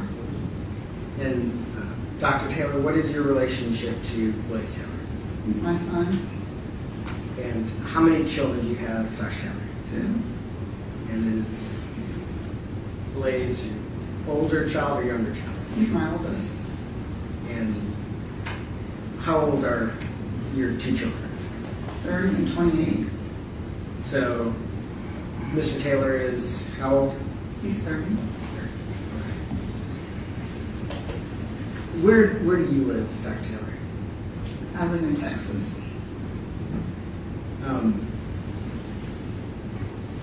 Can you tell us a little bit about who Blaise Taylor is? Yes. He's the best son I could ever ask for. He's a loving son, a loving brother, a loving grandson, a loving nephew, a loving friend. He's never given me any problems. All throughout school, he was an A student. He was always the teacher's pet. In fact, his kindergarten teacher still keeps up with them to this day. He liked to help other children with their schoolwork because it just naturally came so quick to him. And the teachers would always comment about that. He loves sports. He wanted to follow in his father's footsteps, and so he played sports. Every time we moved, he made a lot of friends. He was team captain and leadership. He was a team leader. A lot of the parents would come to me and tell me that how much respect they had for him. He was a good student in the classroom and in sports, and he was the type of boy that they wanted their children to hang around because he was never getting in any kind of trouble and was very respectful. Where did Miss? I'm gonna interject for a minute. Where did Mr. Taylor grow up? We lived all over. He was born in Texas, but because of my husband's profession, we move every few years. So we lived in Texas. From there, we went to New Mexico, and then Louisiana, and then Tennessee, then Oklahoma, and then Alabama, and then Arkansas. And is it fair to say sports are kind of a big deal for your family? Yes. So you mentioned he was very involved in sports. What sports specifically was Mr. Taylor involved in? Well, his favorite sport was football. And that's real big in your family. Yes. Right? When did he start playing football? When he was 5 years old. And how long did he play? He played through college, and then he got an invite to try out for the New Orleans Saints upon graduation, or after his senior year. And he ended up not pursuing it professionally? He didn't make the team, the Saints. How did he, let's start with high school. How did he perform in football in high school?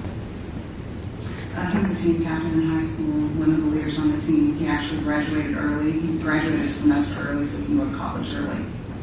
And you mentioned a little bit about his grades while he was team captain and playing football. How were his grades in high school? All A's. And then where did he end up going to college? He went to Arkansas State University. And I think we heard a little bit about that during the trial. Did he play football in college also? Yes, he played football in college, and he actually graduated with his bachelor's and his master's degree in business in 2.5 years. He was the first college football player to ever do that. And while he was there, he started a nonprofit, the Power 1 or 2. He's very passionate about helping children in underserved areas and communities. And so while in college, he and his sister co-founded that nonprofit. And they just did a lot of community events for those children, mentored them. He was a big brother. He volunteered at the alternative school. And his senior year, I think he went like 3 times a week. Does that nonprofit still exist? The nonprofit still exists. They've actually given almost like over $90,000 in scholarships. They help each year. They do school supply drives for kids in underserved areas. They do Thanksgiving baskets and adopt a kid for Christmas for children that don't have resources to get presents for Christmas. Pretty much whatever the needs are wherever we live in the community. They just try to serve those children and just meet their needs. And you said Mr. Taylor's sister was involved in that as well? Yes. So if you talk to his sister Star, she'll say that he's her role model. She followed behind in his footsteps, and she's an A student as well. And if you ask her why does she make A's, she'll say because Blaise did. Why do you play basketball? Because Blaise did. From the time she was little, he would help her put her shoes on the right feet. When I was her coach, she would be looking at him, and even though he was only in junior high, she valued his opinion and wanted to hear what he was saying, what she can do better, or how she can improve. Whether it was in the classroom, whether it was with sports, whether it was trivia things or whatever, whenever she needed advice, she would say that she would go to her brother. And is Blaise's sister here? Has she been here? She is. She has been. Is your family close? We're a very close-knit family. We move a lot. We know we have each other, and then every time we move, we make several moves, but we always find like adopted families wherever we are. Usually it's through sports. Kids on their sports teams, and then they become a part of our family. I know that this process has been very hard. Does Mr. Taylor have support still from your family? Oh yes, he has support from our family. We have family members here. It's just hard because we're not from Tennessee. And we've had lots of different moves, so people that we're close to are in various states across the U.S. So when Mr. Taylor started working for the Titans, which we heard a bit about, he was in Tennessee and you were still in Texas? No, we were in North Carolina at that time. You were in North Carolina. Did you have an opportunity, did you keep up with sort of how he was doing at work? In work, yes. We talk regularly, and football's a big part of our family. That's what his dad does, so we have lots of conversations about work. What's your impression of Blaise's work ethic? Oh, he has a really good work ethic. If you ask anybody that knows him, that's one of the characteristics they'll say. He's a hard worker. He's always on time. He'll be one of the first ones there. He's going to make sure that he gets the job done. He has a really good work ethic. in everything he does, whether it was his schoolwork, an actual job where he's getting paid, whether it's been on service, he always goes above and beyond. Okay. How about, are there any other, we talked a little bit about the nonprofit, are there any other kinds of community involvement or examples that you can think about from Blaise's life, either recently or longer ago, that you can tell the jury about? Well, he has a servant's heart, so he does a lot of community service. Usually wherever we live, like with his dad, the football teams usually do community service, so he would be involved in various things that they do. I know one thing, like when he was in high school, where he was actually old enough to make a decision to do those things, he was really involved with the Miracle League. And so that's something he did throughout high school, with big brother type programs, mentoring younger children, he would do that. And then when he was in college, he just did a lot of community service, like I was telling you about, like for his nonprofit, but it was primarily through being a big brother and volunteering at the alternative school. So being a mentor, he had a little brother that was assigned to him, and he would bring him to football practice and let him watch. He would go to school and help him with his homework and do things of that nature. And then when he volunteered, I believe it was the 3rd grade classroom at the alternative school, he would just encourage them to do their schoolwork, to respect their teacher, and if they made their points for the week, he would come and he'd bring teammates, and then they would play dodgeball and things like that. And if they had a good week and a good report, he would let them come with him to, or he'd get tickets for them to come to the football game. And he was really involved with the community baskets, and we would do community Thanksgiving dinners.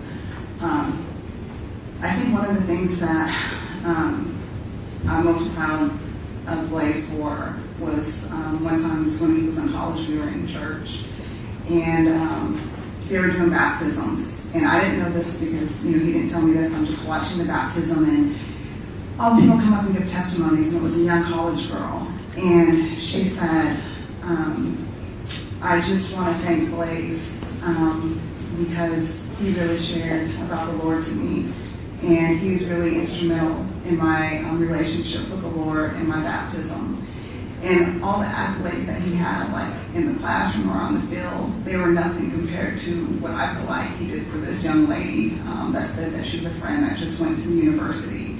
And just the fact that he was instrumental in her being baptized, it's those types of things that make me really proud of Blaise. Dr. Taylor, one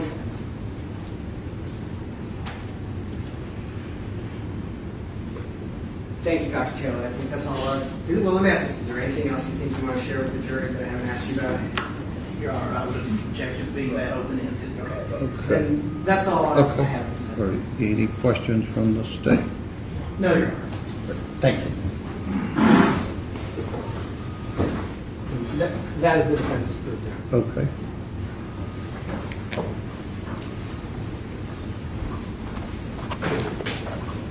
All right.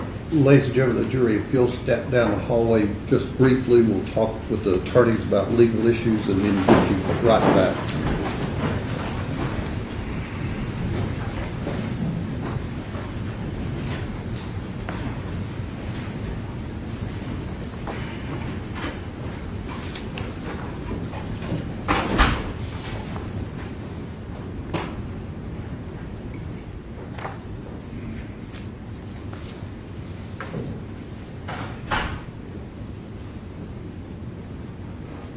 You can have a seat.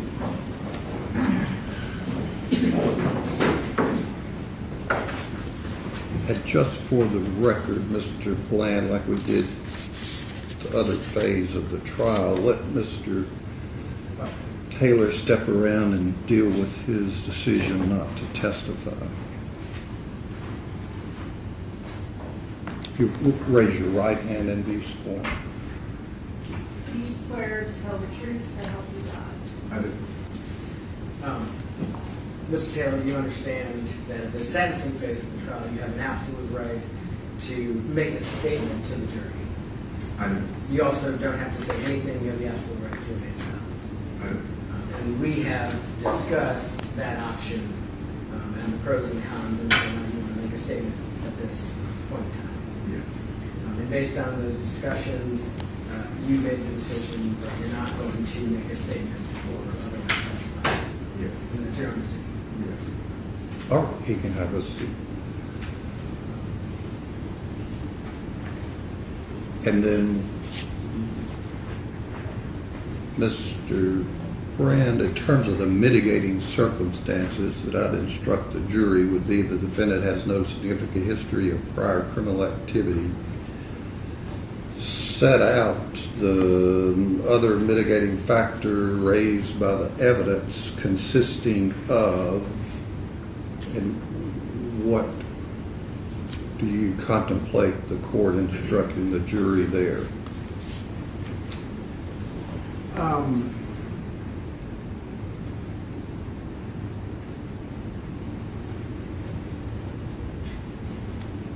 Trying to think of how to phrase this, Your Honor. Right.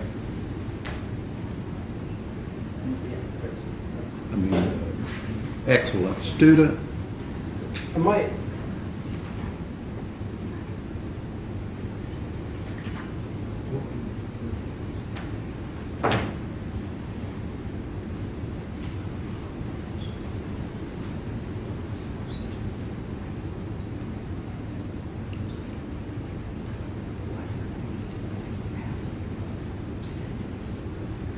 What if we said,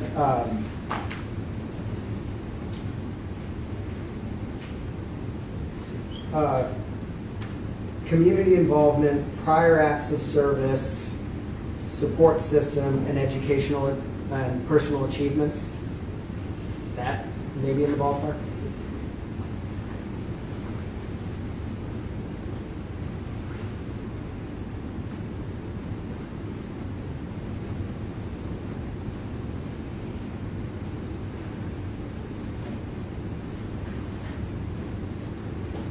Or community involvement, education, and personal achievement, and what was the other? Acts of service.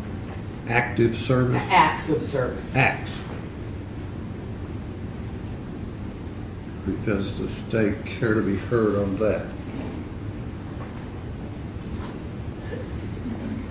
No, Your Honor, I think they come under the catch-all.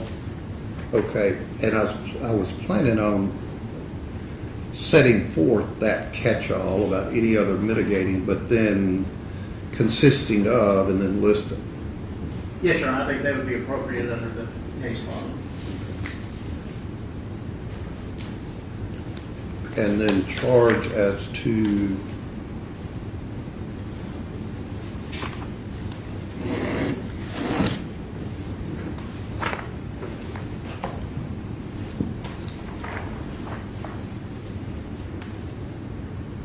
in terms of aggravating circumstances in counts 2, the murder was committed against a person less than 12 and the defendant was 18 years of age or older, and the murder was knowingly committed, solicited during the commission of the language there about another first-degree murder. Yes, Your Honor. Accurate. And in 3 would just be that felony murder type language. Yes, Your Honor. And 4 would be both again. Yes, sir. Well, both Yes, again.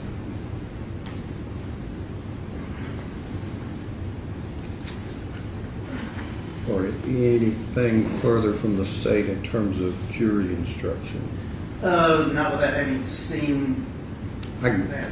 Do you want 10 minutes before we come back with the closing argument? And I can give you the draft. Just want to make sure that I don't say anything that's not going to be on the, in the charge. Yeah. Okay. I would appreciate seeing the jury instructions, but we don't need much time. Okay, all right, give the court just 6 minutes.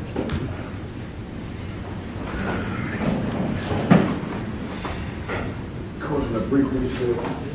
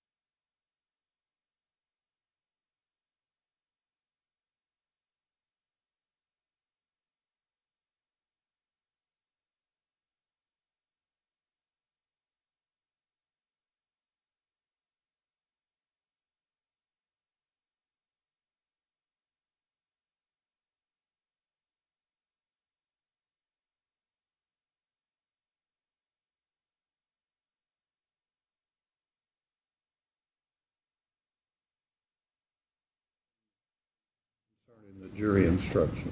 No, Your Honor. Mr. Brown, okay. All right, let the jury step down.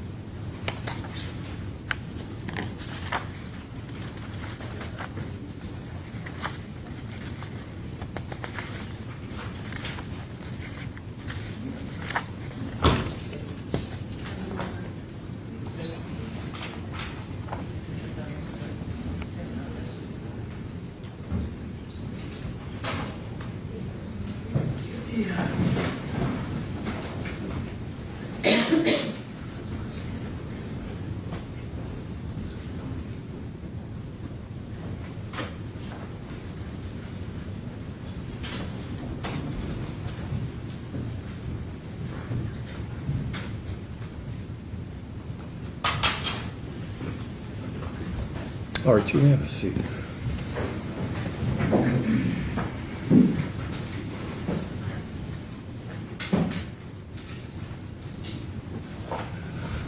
All right, any closing argument on behalf of the state? Yes, Your Honor, thank you.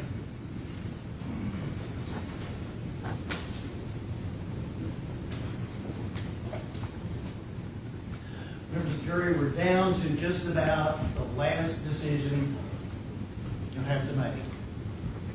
And that is, what is the appropriate punishment in this case?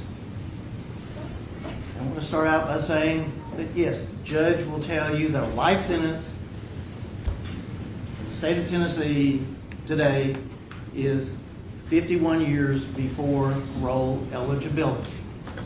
That's a long time. It's a really long time. But contrary to what Mr. Brand said about life without parole being the harshest penalty, the harshest penalty wasn't asked for, the death penalty. So there are 3 punishments for first-degree murder in the state of Tennessee. One wasn't on the table. Life without parole is the next step down, and life imprisonment is the minimum sentence for first-degree murder. The state submits that while there might not be a quantitative difference, who knows how long someone is going to live, but there is a qualitative difference. That is, what does the crimes that you have found Mr. Taylor guilty of, what do they deserve? And you can consider, submit by your verdict, where you mentioned this, you found the aggravating circumstances by your verdict beyond a reasonable doubt.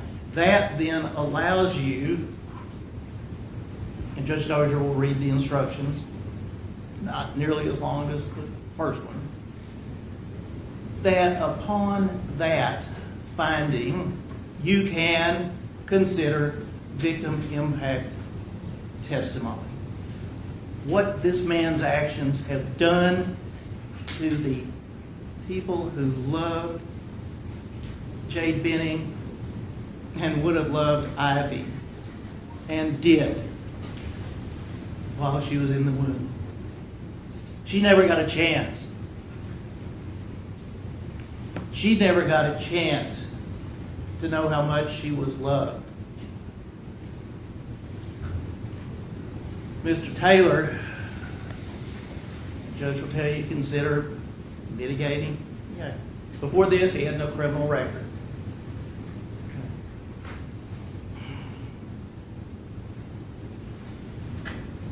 That doesn't mean he is not deserving of life without parole under the facts of this case. And again, going back to everything that you heard during the trial. Apple Benny. Apparently, Mr. Taylor was fine with helping out other people's children. He was a good student. No doubt about that. Very smart man, comes from a very well-educated family. A good athlete. Community service. Now, like I said, good to other people's children. Not his own.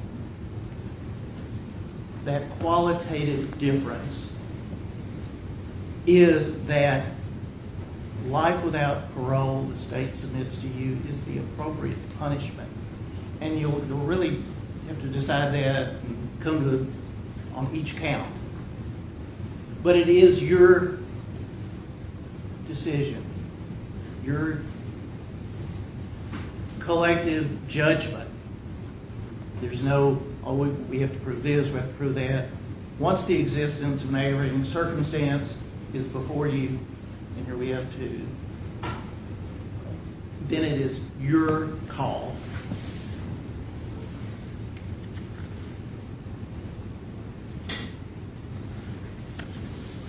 And one of the things, victim impact, and you've got, certainly, his parents didn't raise him to be like this. But the decisions that he has made were his and his alone.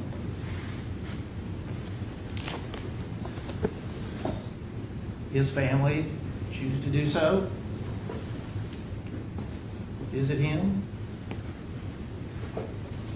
so long as they and he are alive, talk, communicate, whatever. Because there's a saying, where there's life, there's hope. He's going to be alive. He's going to have hope. He's going to have that sense of living and associating and being, granted, not an environment that any of us would want, but it's of his own choosing, his own making.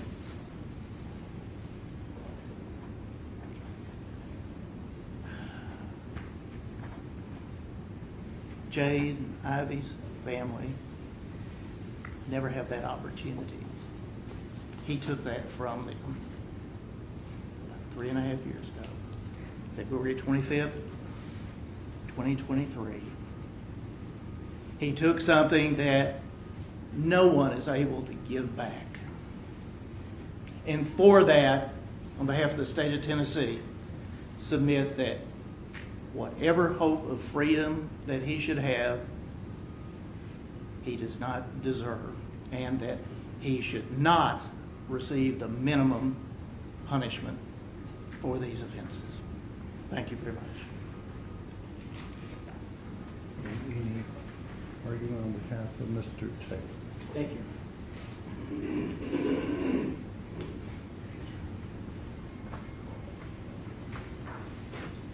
Life imprisonment is an appropriate punishment for Mr. Taylor. And punishment is what it is. It is not a minimum get off easy kind of sentence. It is life in prison. 51 calendar years at best. That's if you make parole at 80, if he's 30 right now. Yes, in opening I said it's the harshest you have is life without the possibility of parole, and there is death penalty, but this isn't a death penalty case. We knew that at the beginning. It's the harshest option you are considering today.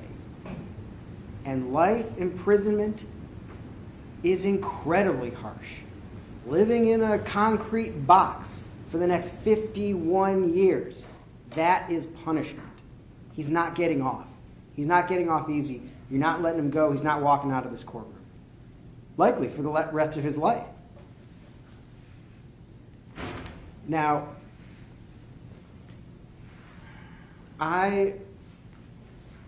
looking at the jury verdict, it occurs to me that maybe there is some consideration from the jury that you all think Mr. Taylor intended to kill baby Ivy and maybe didn't have the intent to kill Jade.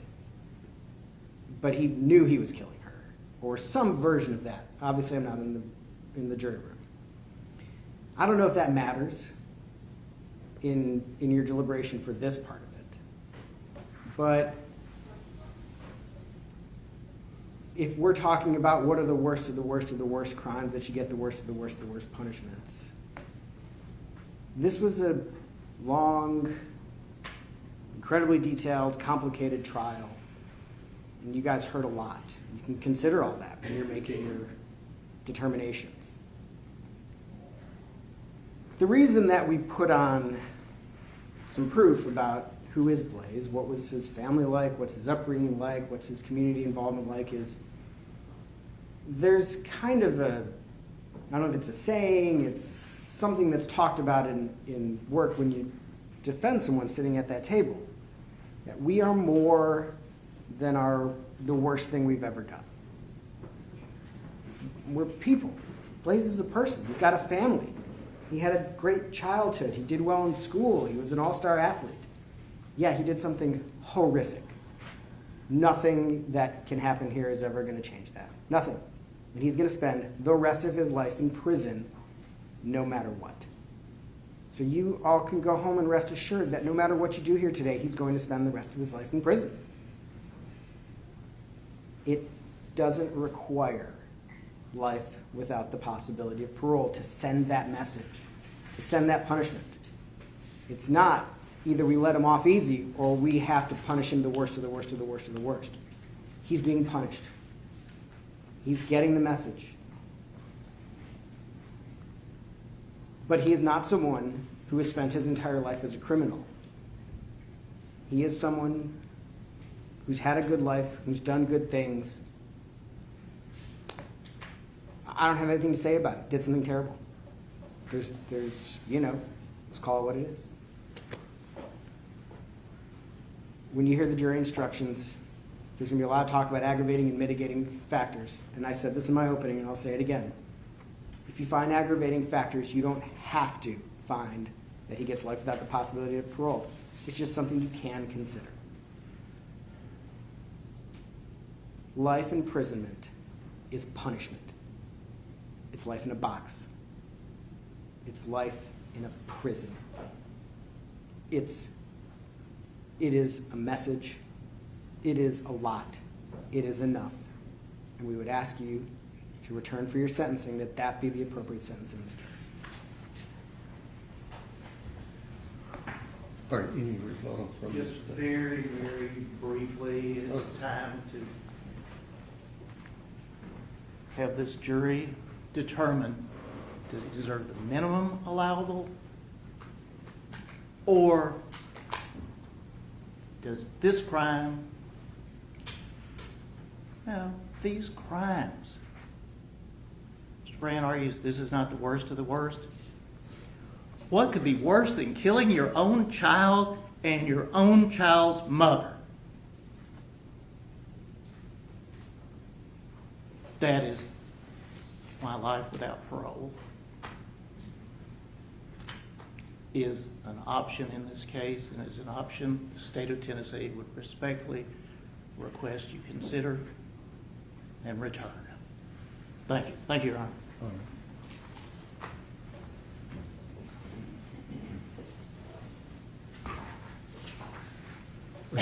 Members of the jury, you've now found the defendant Blaise Taylor guilty beyond a reasonable doubt of murder in the first degree as charged in counts 2, 3, and 4 of the indictment number 2024A49. It is now your duty to determine within the limits prescribed by law the penalty which shall be imposed as punishment for this offense. Tennessee law provides that a person convicted of a murder in the first degree shall be punished by imprisonment for life without possibility of parole or by imprisonment for life. A defendant who receives a sentence of imprisonment for life shall not be eligible for release until the defendant has served at least 51 full calendar years of such sentence.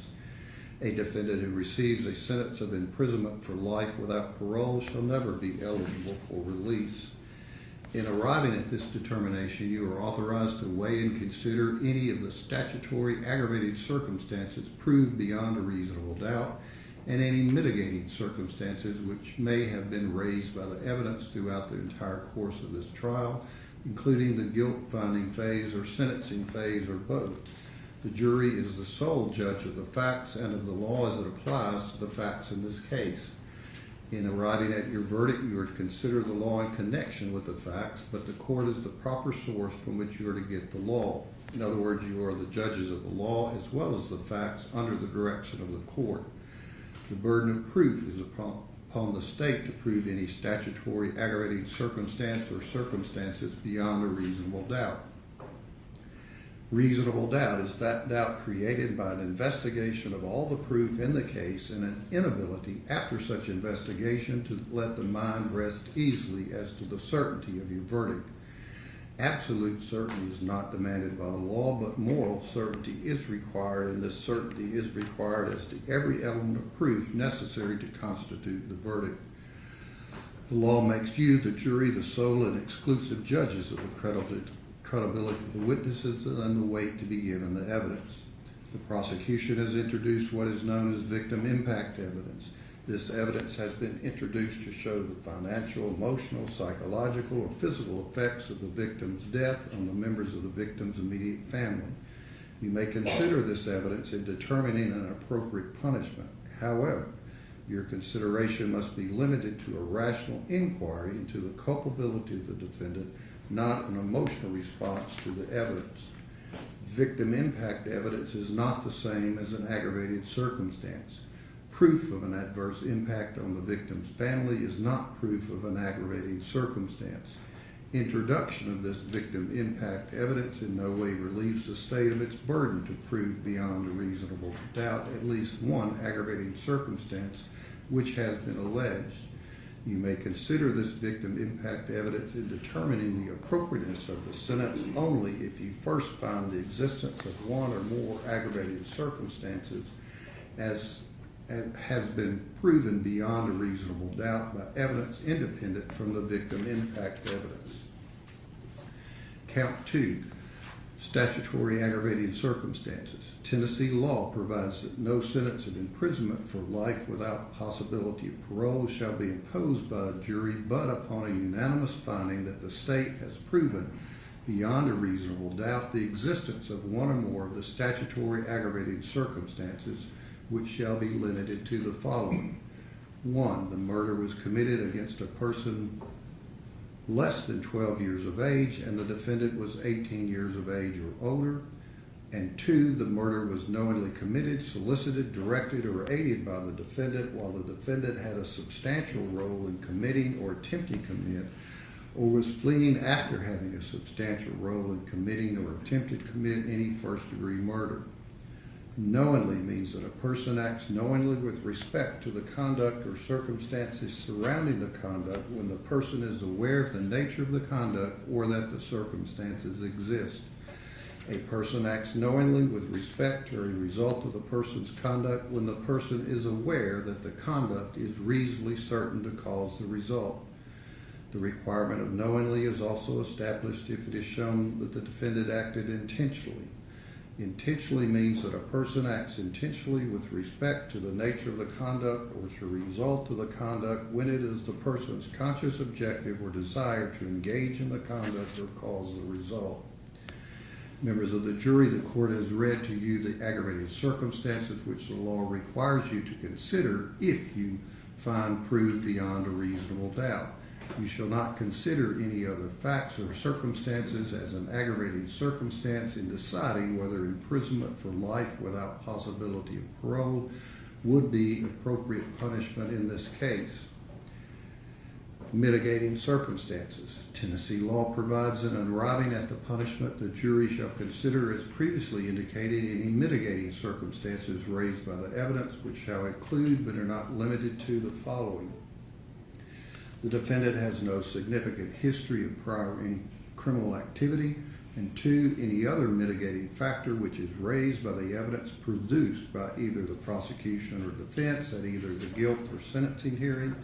That is, you shall consider any aspect of the defendant's character, any aspect of the circumstances of the offense favorable to the defendant, which is supported by the evidence, consisting of A, community involvement, B, education and personal achievements, and C, acts of service. The defendant does not have the burden of proving a mitigating circumstance. There is no requirement of jury unanimity as to any particular mitigating circumstance, or that you agree on the same mitigating circumstance. Count 3, the felony murder involving Jade Benning, statutory aggravating circumstances. Tennessee law provides that no sentence of imprisonment for life without possibility of parole shall be imposed by a jury, but upon a unanimous finding that the state has proven beyond a reasonable doubt the existence of one or more of the statutory aggravating circumstances, which shall be limited to the following. 1, the murder was knowingly committed, solicited, directed, or aided by the defendant while the defendant had a substantial role in committing or attempting to commit, or is fleeing after having a substantial role in committing or attempting to commit any first-degree murder. The definitions of knowingly, intentionally, which apply to this offense, have been previously explained to you in these instructions, and you should refer to those definitions as they apply to this offense. Members of the jury, the court has read to you the aggravating circumstances which the law requires you to consider if you find proved beyond a reasonable doubt. You shall not consider any other facts or circumstances as an aggravated circumstance in deciding whether imprisonment for life without possibility of parole would be an appropriate punishment in this case. Mitigating circumstances. Tennessee law provides that in arriving at the punishment, the jury shall consider, as previously indicated, any mitigating circumstances raised by the evidence, which shall include but are not limited to the following. 1, the defendant has no significant history of prior criminal activity, and 2, any other mitigating factor which is raised by the evidence produced by either the prosecution or defense at either the guilt or sentencing hearing. That is, you shall consider any aspects of the defendant's character or any aspect of the circumstances of the offense favorable to the defendant, which is supported by the evidence, consisting of A, community involvement, B, education and personal achievements, and C, acts of service. The defendant does not have the burden of proving a mitigating circumstance.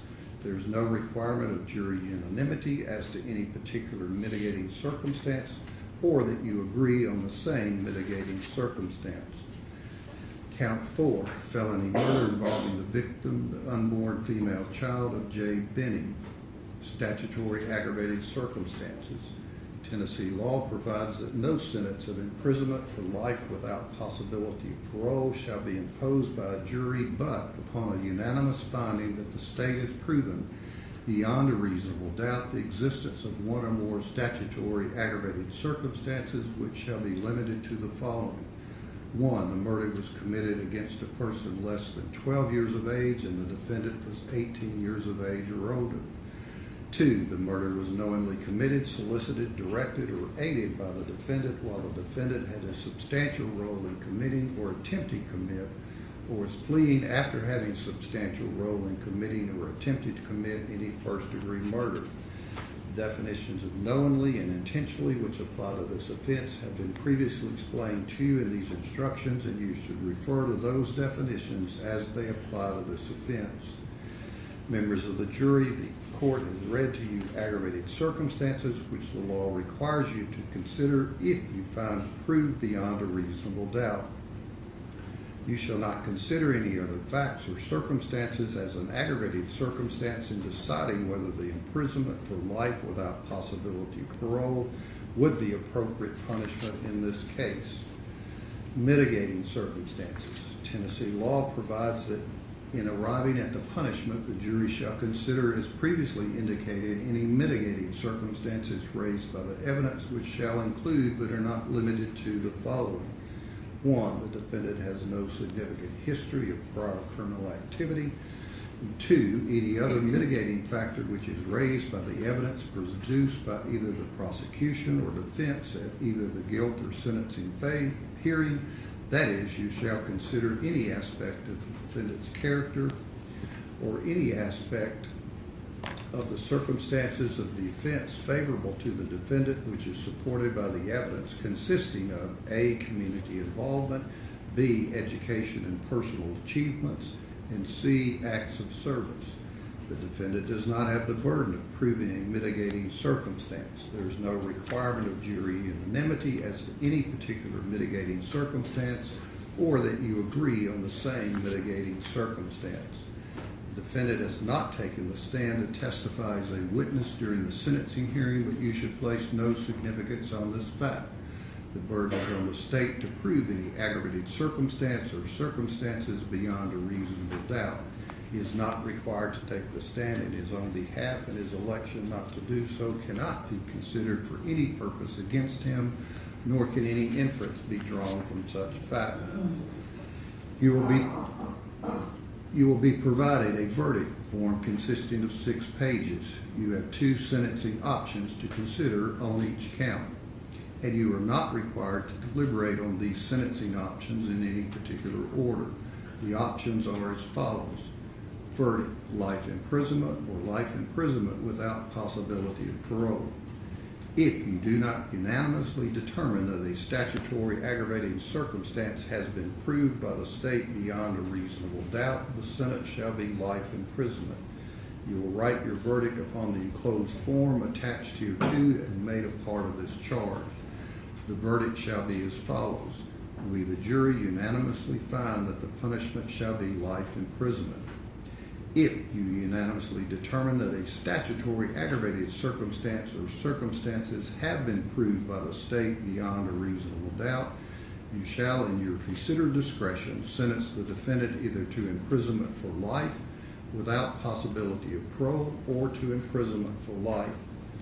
In choosing between the sentences of imprisonment for life without possibility of parole and imprisonment for life, you shall weigh and consider the statutory circumstances or circumstances proven by the state beyond a reasonable doubt, and any mitigating circumstance or circumstances. In your verdict, you shall reduce to writing the statutory aggravated circumstance or circumstances so found, and shall return your verdict upon the enclosed form attached hereto and made a part of this charge. The verdict should be as follows. We, the jury, unanimously find that the state has proven the following listed statutory aggravated circumstance or circumstances beyond a reasonable doubt. Here on the verdict form, you would list the statutory aggravated circumstance or circumstances found.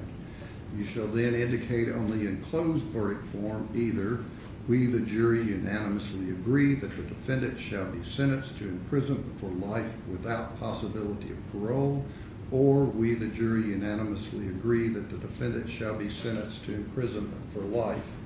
The verdict must be unanimous and signed by each juror.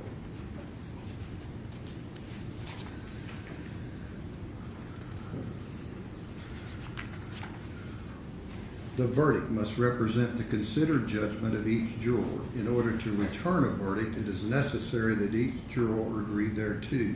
Your verdict must be unanimous.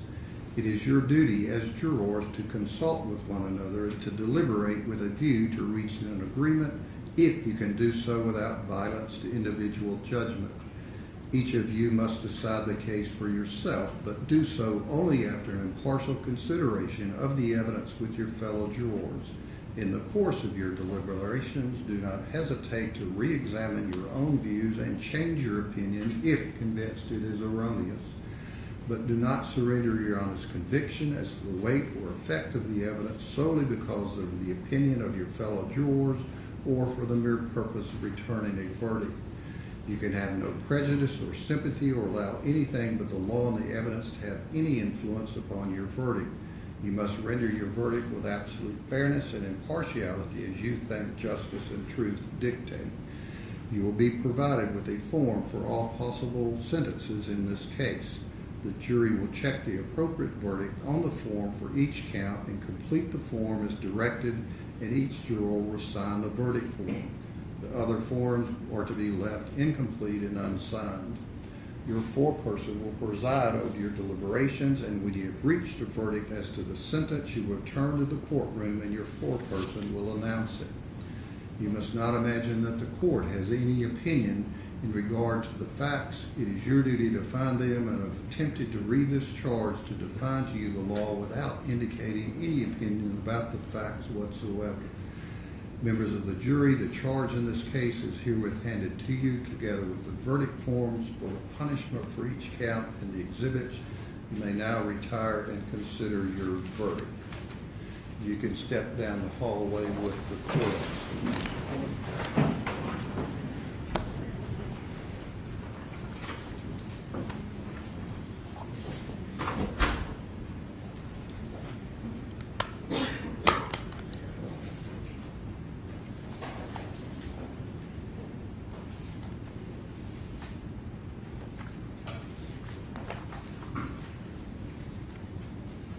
Anything further from the state?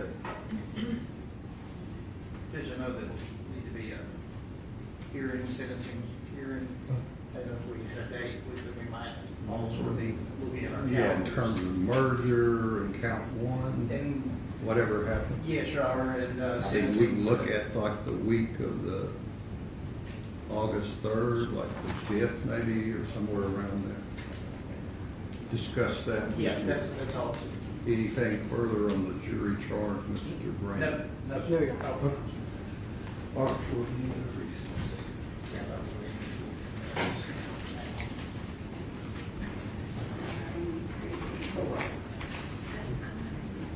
Court to the recess.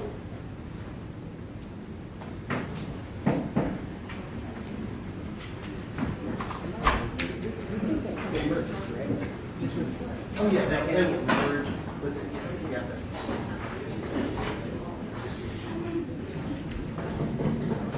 And, case law says, even when the secondary merges, that the court should impose a fixed sentence, so we don't have to, if for some reason. I'm gonna ask to go further on August 5th. I can't imagine. There's, yes, a research report. I'm gonna say like September earliest, maybe, is that crazy? Are we in any rush for this? Is that like? Yeah, we just, yeah, what, yeah. That's why I was asking, did you get a confirmed date, so. That's what I mean, we're not in a rush, right? We don't have to get it. If we could do it in August, I think that would be our preference.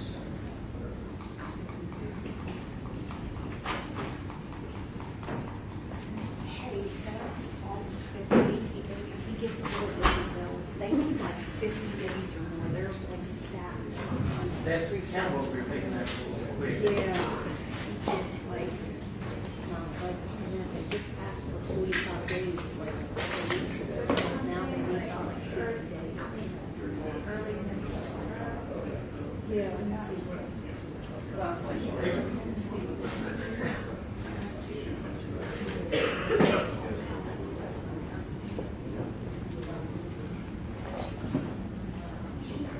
there's that non-jury either the 7th or the 11th.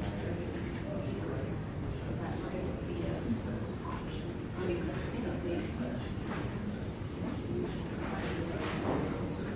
That would be better.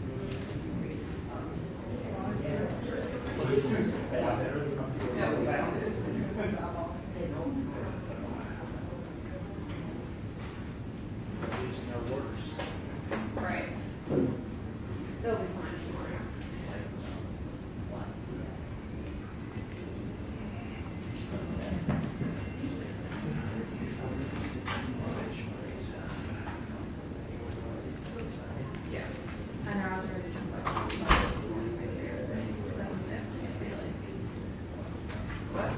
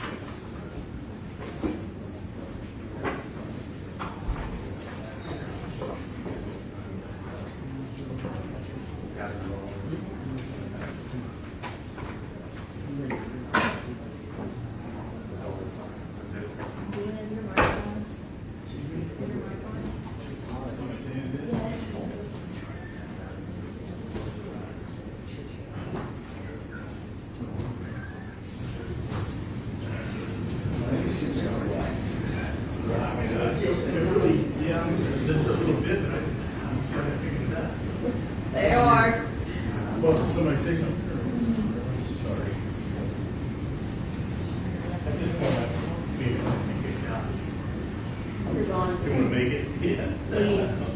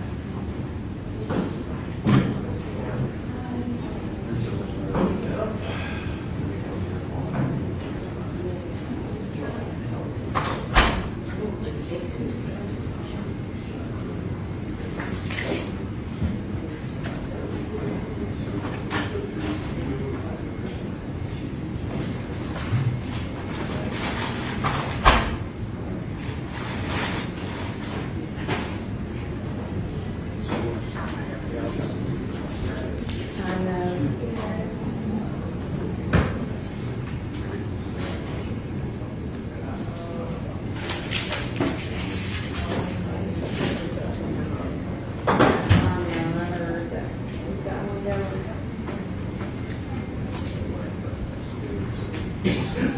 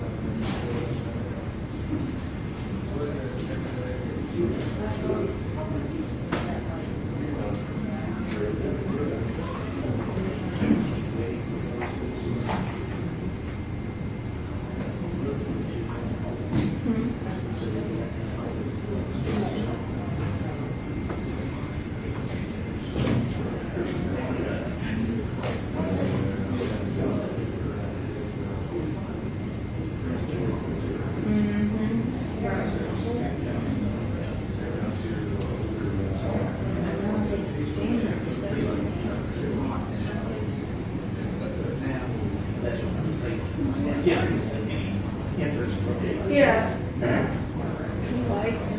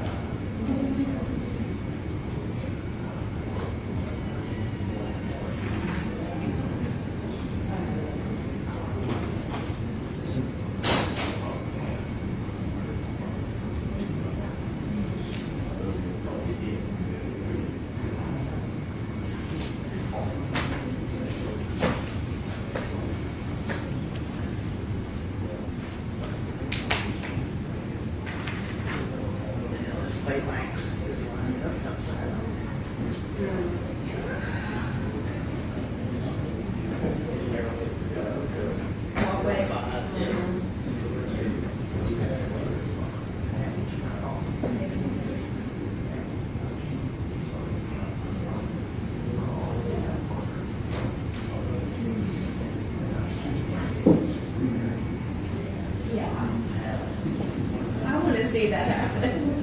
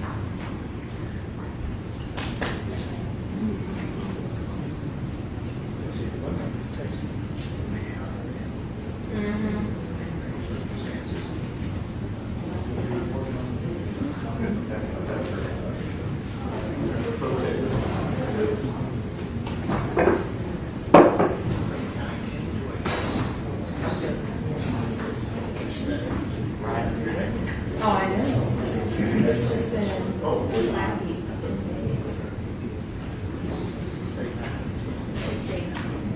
I was just counting Sunday, and it's just been dragging. No, I literally lost count. Yeah, probably not.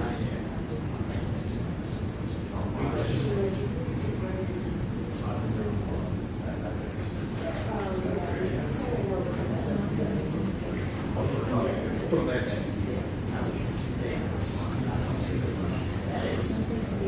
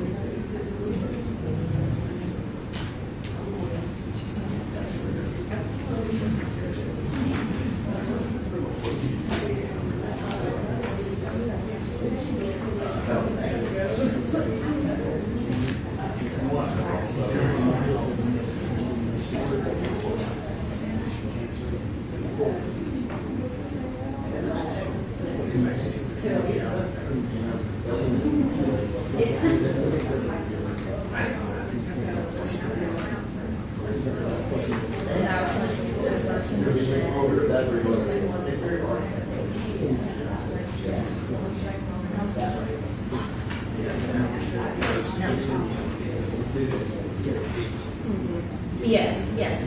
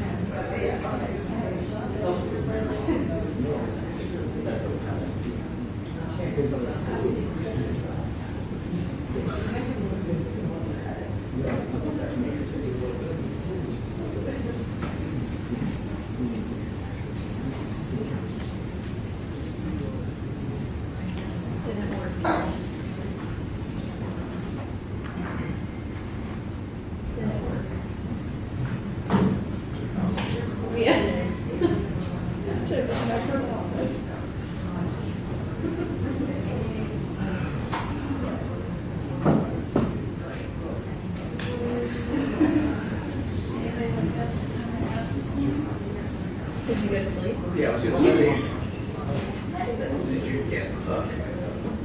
What time? I said 3:30. I was up at 4 too. I said I was up at 4 too, and I thought that was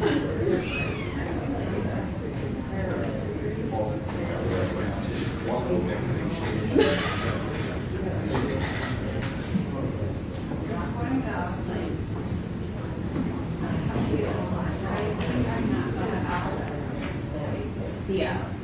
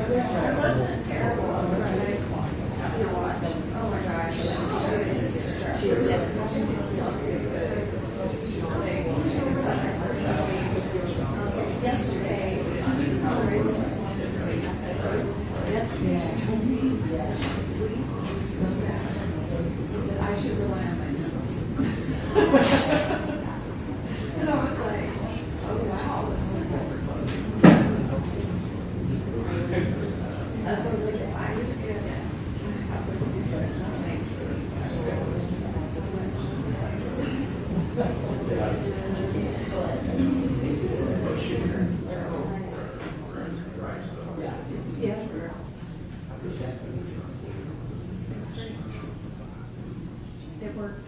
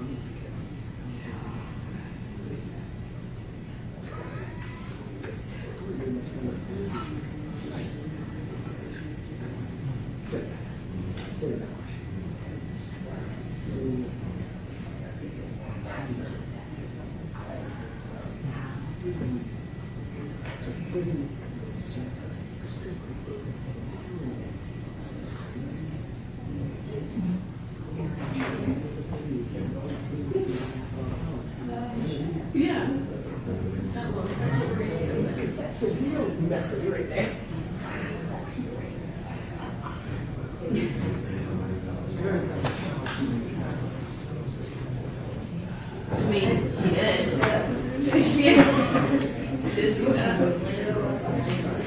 Right, because it definitely would not have been.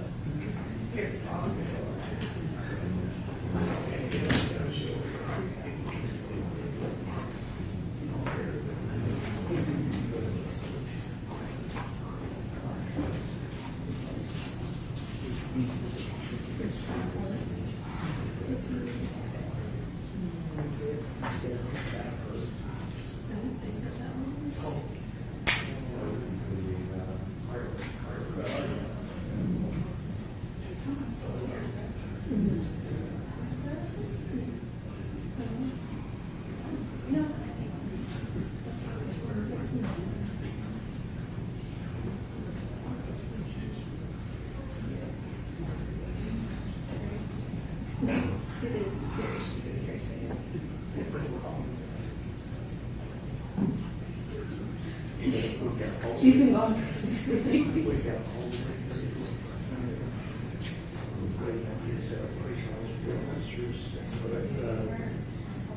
And just, again, whether we need to walk good.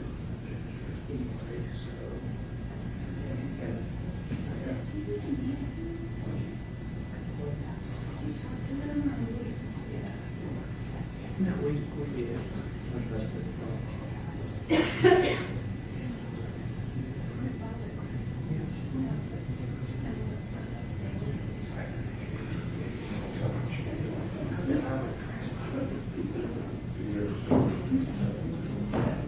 Now, Raven and Andre Johnson.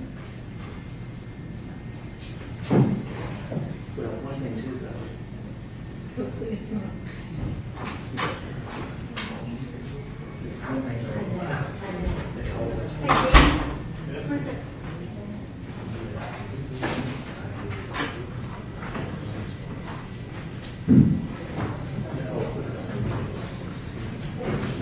Let me see. We can do that.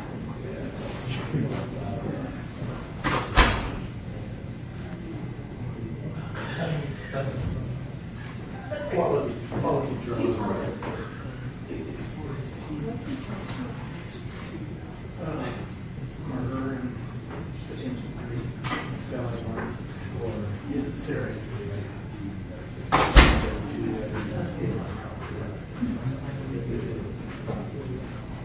That's why it's been 6.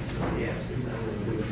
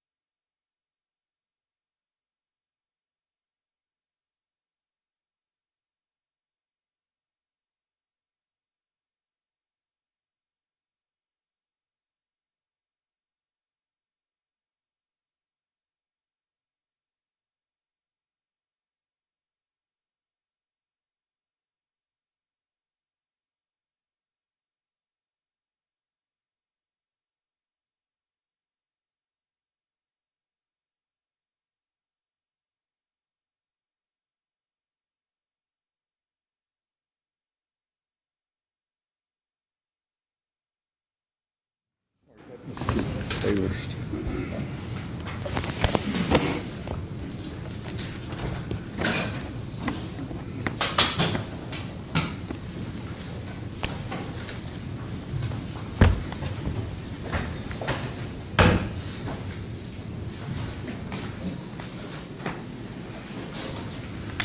All right, the court staff's been made aware the jury's arrived at a decision in terms of the punishment phase, so we'll let them step down and announce it. And was there an agreed on date on any sentencing issues? I think the clerk was looking at possibly a date in September. You want to do the 9th? Check that, let us know if it's not good.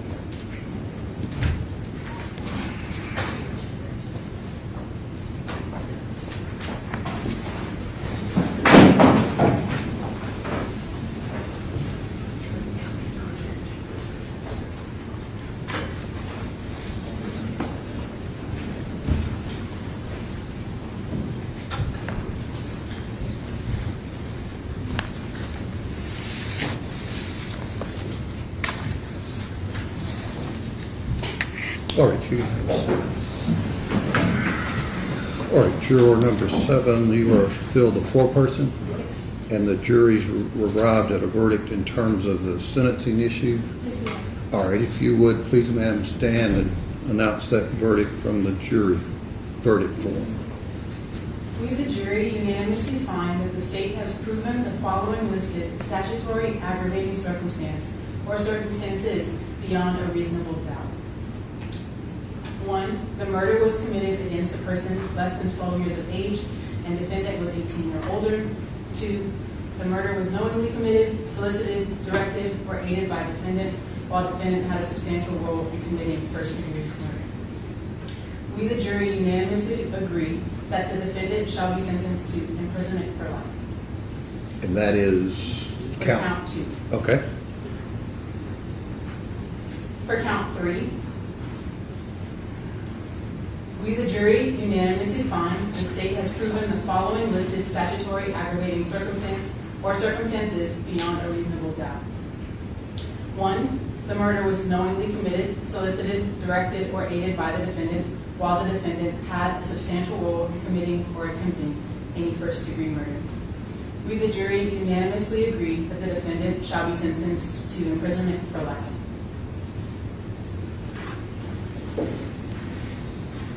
And for count 4, we, the jury, unanimously find that the state has proven the following listed statutory aggravating circumstance or circumstances beyond a reasonable doubt. 1, the murder was committed against a person less than 12 years of age and the defendant was 18 or older. 2, the murder was knowingly committed, solicited, directed, or aided by the defendant while the defendant had a substantial role in committing any first-degree murder. We, the jury, unanimously agree that the defendant shall be sentenced to imprisonment for life. All right, and that's signed by each of the jurors? Correct. All right, you can turn that document into the court staff.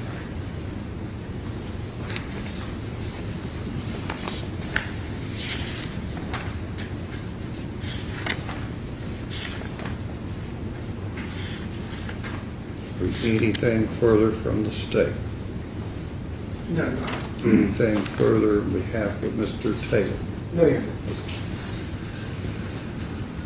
All right, ladies and gentlemen of the jury, I appreciate very much your service for the last week plus to the court and your community. You'll be discharged from this case and from your jury service. You can step down the hallway with the court officer.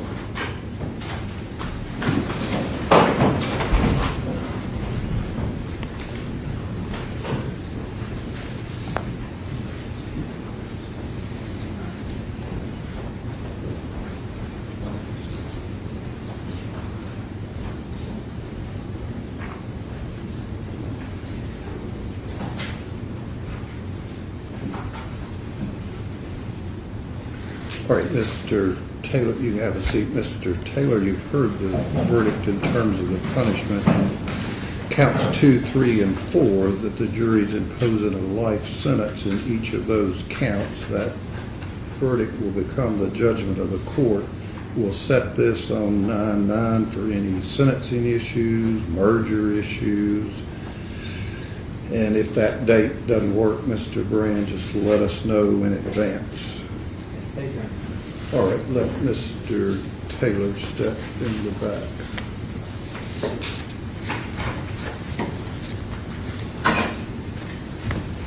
All right, we'll be adjourned.